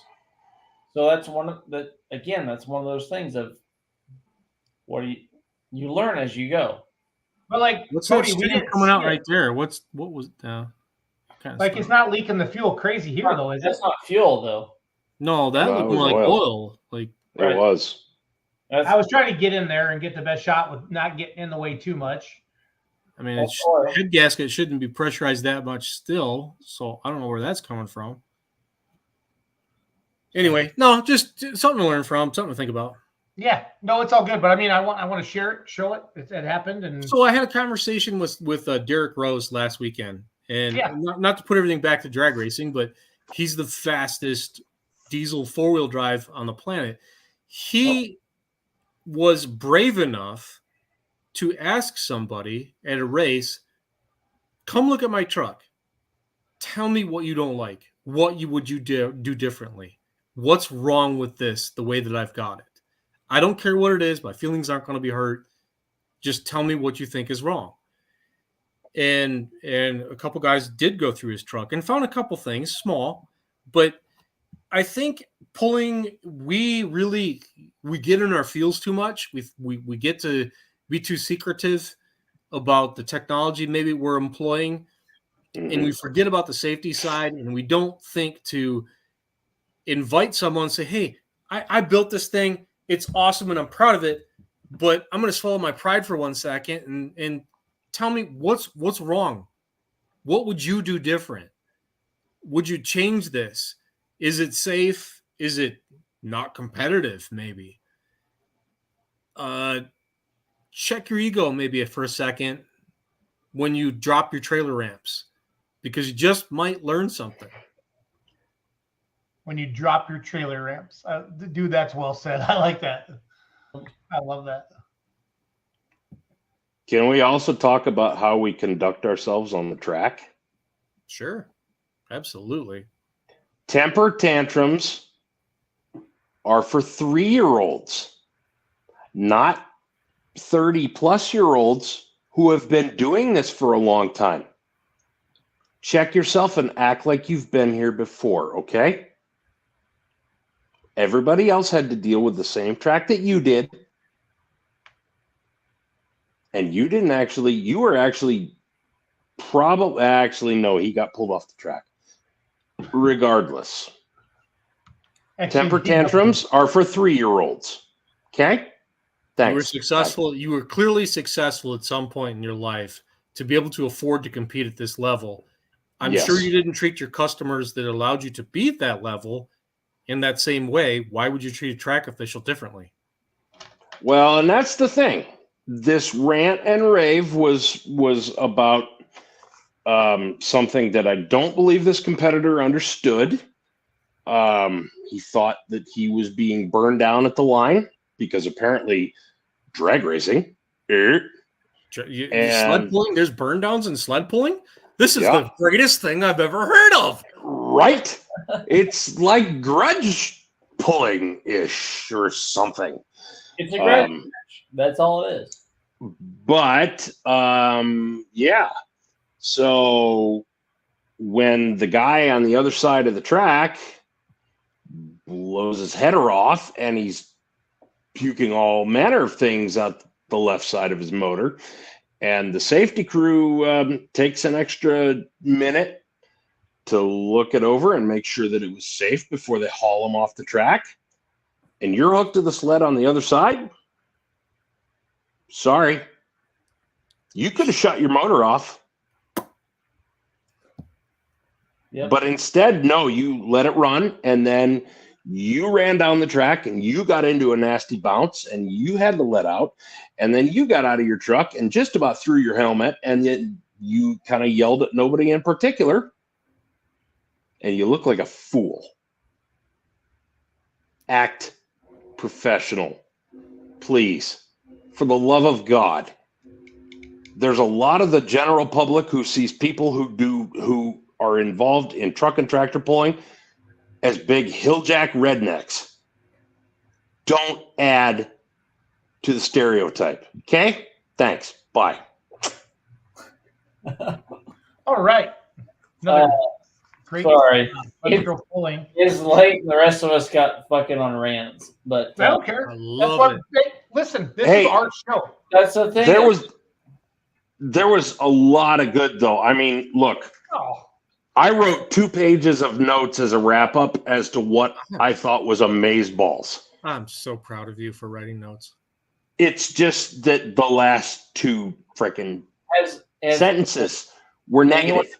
No. Has anyone ever told you have fucking immaculate handwriting? Yes. Chicken stretch. There's a reason for that. That's on purpose. He's a professional writer. I write like I smashed my hand up against an exhaust manifold that was hot. Mine's Ryan three is an fingers and an index finger and a thumb that don't work. Like it's chicken scratch as can be. Okay, you guys really don't know as much about me as you think you do. No, there was a point in time in my life whereas my side hustle was not photography, it was selling fountain pens and paper and ink. I get that. But I'm just there's a reason my handwriting is fairly legible, although my wife would argue with you. But she would argue with you on principle anyway. I was going to say, that sounds like bog standard. So yeah, it is. Fans of you writing shit down on a piece of paper. Like, I'm just saying. Dude, I have notebooks for interesting iron. I'm on my 3rd one. I write that stuff down before I type it. Always. Just going to say. Speaking of which, Todd Gilland, if you're listening late tonight, I'm calling you tomorrow. I want to know about one of those trucks. We're 5 minutes from 3rd hour. Good night. There. I'm going to queue up some video. Wait. Before you queue up video, though, can we at least touch on a couple of high points? Because I mean, I feel like we're leaving people with a negative perception. We started out awesome, but go ahead. I mean, there was. I wrote a half page on this. I'm not going to go through it all. Rock Valley and the Valley Tractor Pullers, you guys did a killer job. Tarping that track on Thursday night was probably the smartest thing that you guys have ever done. Yep. It saved that track for a Friday show because it rained all day Friday up until like 4:30. I drove all the way up from Des Moines in rain. Cody drove all the way up from wherever the hell he lives in rain. And sometimes driving like serious hardcore rain. And we got to the track and it was raining and they signed us in and they gave us our wristbands and they said at 4:30 it's going to stop raining and we're going to start at 6:30, and I'll be damned if we didn't do that. Yep. We got the first tractor down the track at 6:30, and yes, we pulled for 7 hours until 1:30 in the morning. But we got that show in, and that would not have happened had they not tarped that track. Can I interject? Go ahead. By like 88 foot flag that they brought out was spectacular. That was amazing.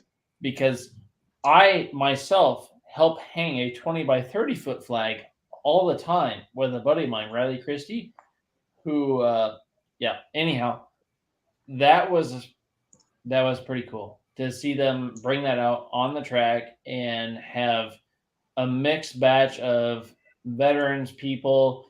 I mean, there's kids underneath helping to make sure it did not touch the ground. That was cool. That was really cool. That was really cool to see all of that put together. And they did it both nights. So kudos to them. They own that flag. So that will be something every single year that they do.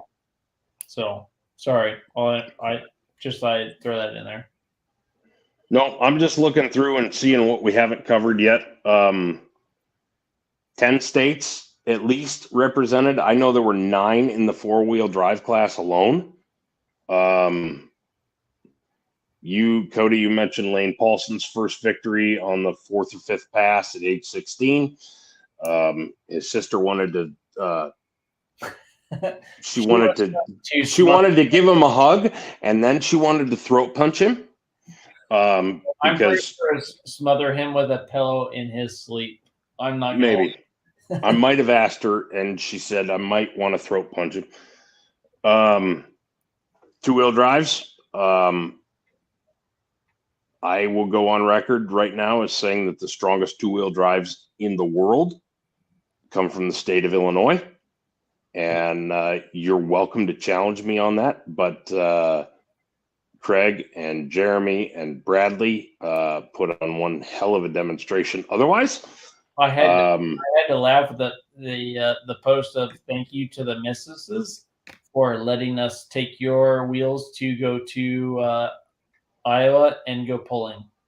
That was funny. Also, shout out to Tanner Nelson, because Tanner put the idea in Jeremy's head and he waited long enough that Craig and Jeremy had had a few beers in them and would consider that idea and think it was a great idea. And they did. And the wife said, yeah, sure, take them. Take the kids while you're at it. And they took Tanner. I laughed so hard when I saw that. I was like, that is funny. That's really funny. So yeah, thank you to the mistresses, because that was a good weekend, and we enjoyed seeing that. Next year, you're welcome to come out and drive your own trucks and do your thing. Just saying, would love to see you guys. Semis, that was a killer class. Brent Roberts, thank you for putting in the legwork on pulling Paul and Joe in. I know they drove from a long ways away. And Coltrane, if you don't sponsor Bear and that Ford LTL 9000, I am never going to buy another one of your products again. Seriously, call the man, write him a check, get your logo on the side of his truck. That guy came out and he he broke. I'll say it again, but he had to have broke. Truck, it's on the you don't see trucks on the road these days. Yeah. Which one, Jason? This is the right pass. You blew the clamp out of it early. Yep. This is the right pass. I think there's a pipe that ain't connected to the pipe. Thank you. Yeah. Yep. Ford has so much power. Thanks, Dave.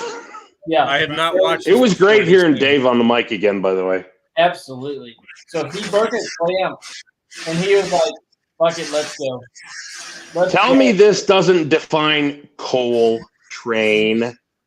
Hello. Yeah. He just sent it and was like, "Let's go." And that was Friday night. Every night, he just took it. On the last truck, the DOT would like to get a hold of it. The EPA would like to get a hold of it. Some entitled, obnoxious girl from Europe would like to get a hold of it too. Did we have to go there? I didn't mention her by name. Shut your pie hole. No, not you. Started with Dave. It did. I didn't mention her name. There is one question I have to ask before we end the show. Jason, what did the missus think of this? She loved it, except it just went so late, Saturday morning. But she gets it. No, and that wasn't planned. But she loved it.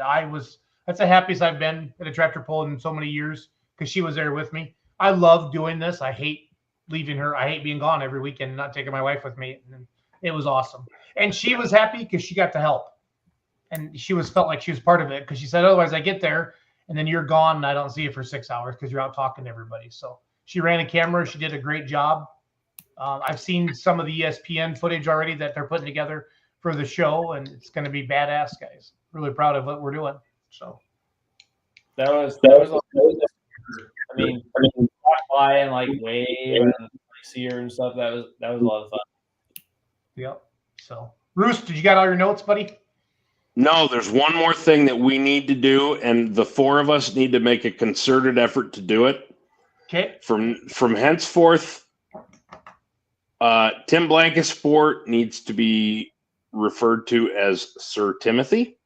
Okay. Because on Saturday, Tim put on his fire suit and his gloves and his helmet, and he drove Adam Serve's Black Knight case demonstrator. He was knighted. They refer to knights as sirs. Yep. And there's so many storylines. We could talk about Rock Valley all night. I saw Charles reading that comment, like, what? Yeah, he doesn't have a 401 anymore. He has a 540 Light Pro. Holy crap! That Saturday pass was amazeballs. Yep. Saturday evening pass. The confused dog headcock had actually more to do with Tim being on a case, not an IH. I know. I had that same thought, but you know what? I talked to him after that pass, and he was shaking. He was so excited. I'm sure he was. The adrenaline was awesome. He's a solid dude, and I know he loved every second of it. And he's at heart, he's a true puller. It doesn't matter, 1,000%. I say all the time, I'm an IH guy, but come on, I'll drive anything, man. To just experience that, so cool, and I'm happy for him that he got that chance. What about a Kubota? And helmet will travel. Bring it. I figured Mahindra. Yes. Versatile. I'd like to see a Mahindra pulling tractor. Yes. Fendt. Yes. Volvo. Yes. Lamborghini. Yes. Porsche. Yes. John Deere. Steyr. Yes. Okay. Did we see that? Hey, by the way, did we see that Steyr Pro Stock? That looked pretty. Yes. When you say Fendt, yeah, that makes me like Lamborghini. Sorry, when you say Lamborghini, Jeremy Clark. That's 100% Clarkson. Goes. Get it right. When it comes to tractor brands, I am not a whore. Whores get paid. I'm a slut. I'll sit on anything. That's where we end the show. Yep, that's it. Charles wants to go to bed. Thank you, everybody, for watching Let's Go Pulling. Well played, sir.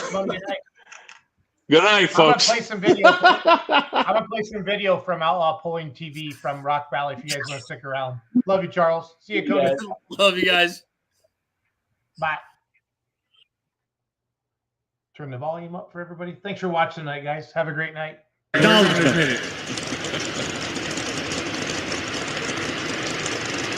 Green flag over on the light limited pro stock side. 8,500 pound, 466 tractors. Lucas Severson, Grandpa's Dream out of Manila, Iowa.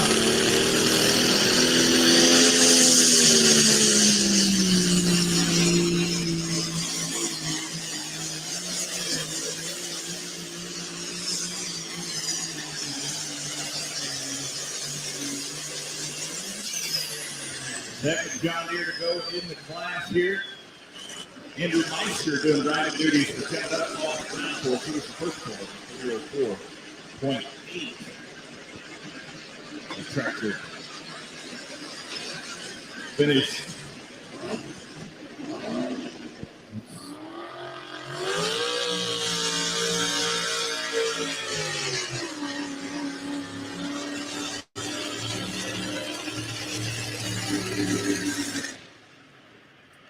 Fully committed.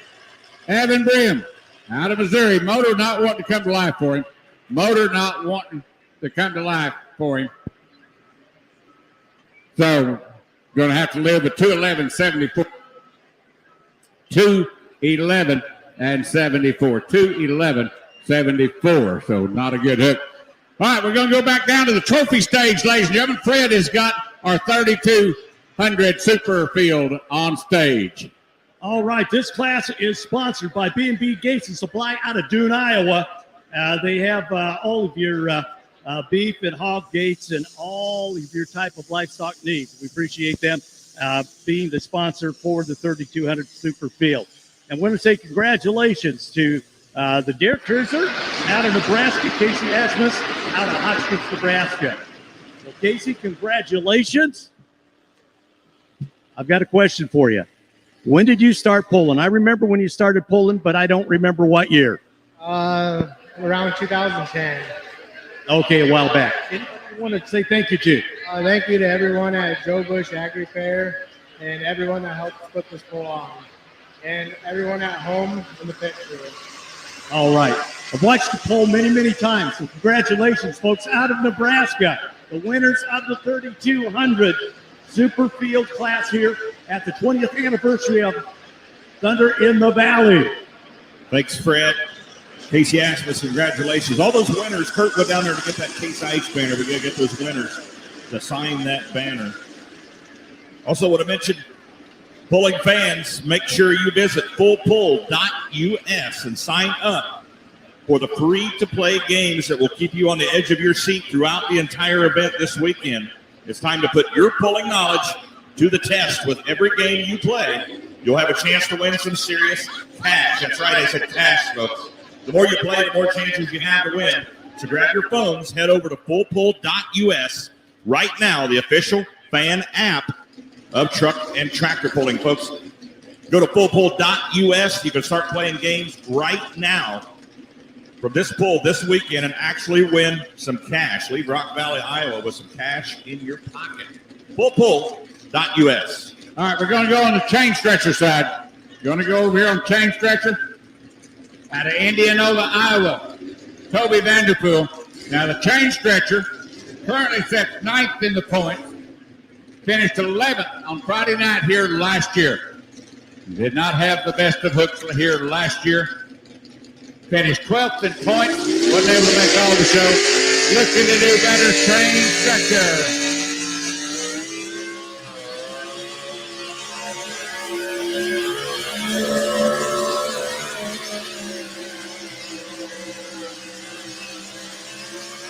Rock and roll, what a show!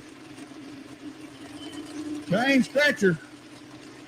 You know, you might think he only sets 9th in the points.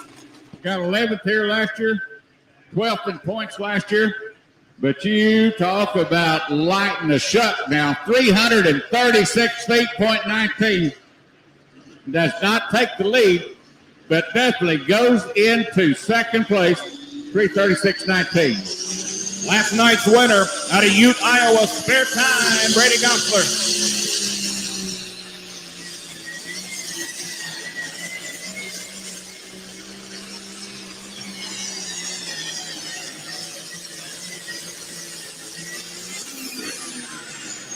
With a nice hook, took a win last night over in Concord, Nebraska.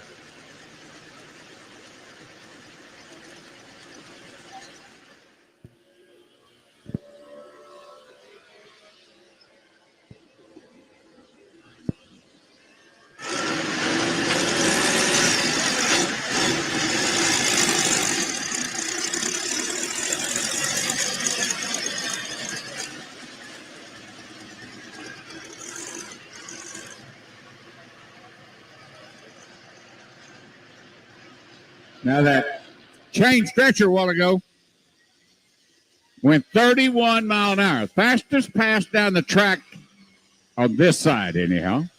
But he sets in number 2. Number 1 has it 30.5 or 30.6 actually miles per hour. 340's in the lead, 336 in second. Now we're going to Rat Trap. Nope. We're going to Old Grizz. Old Grizz. Phil Kinney, Old Grizz out of Winterset, Iowa. Now, Dave, you remember this truck? It used to be called the Grizzly. It's the Old Grizz now. He's got some new sheet metal on there. This is one of the only, probably the only truck in the class, I'm sure, that has an independent front suspension on it. Oh, okay. Give it a little bit of a flotation to it, just a little bit. But rename, they even got a new body. All good. Got to lock load. Got to go. Got to get it on.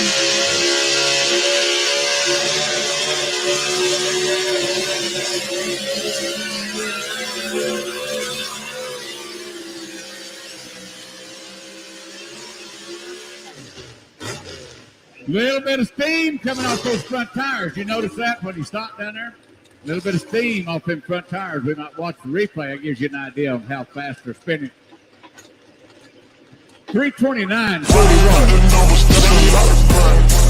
Try and take it from me, must be out your mind.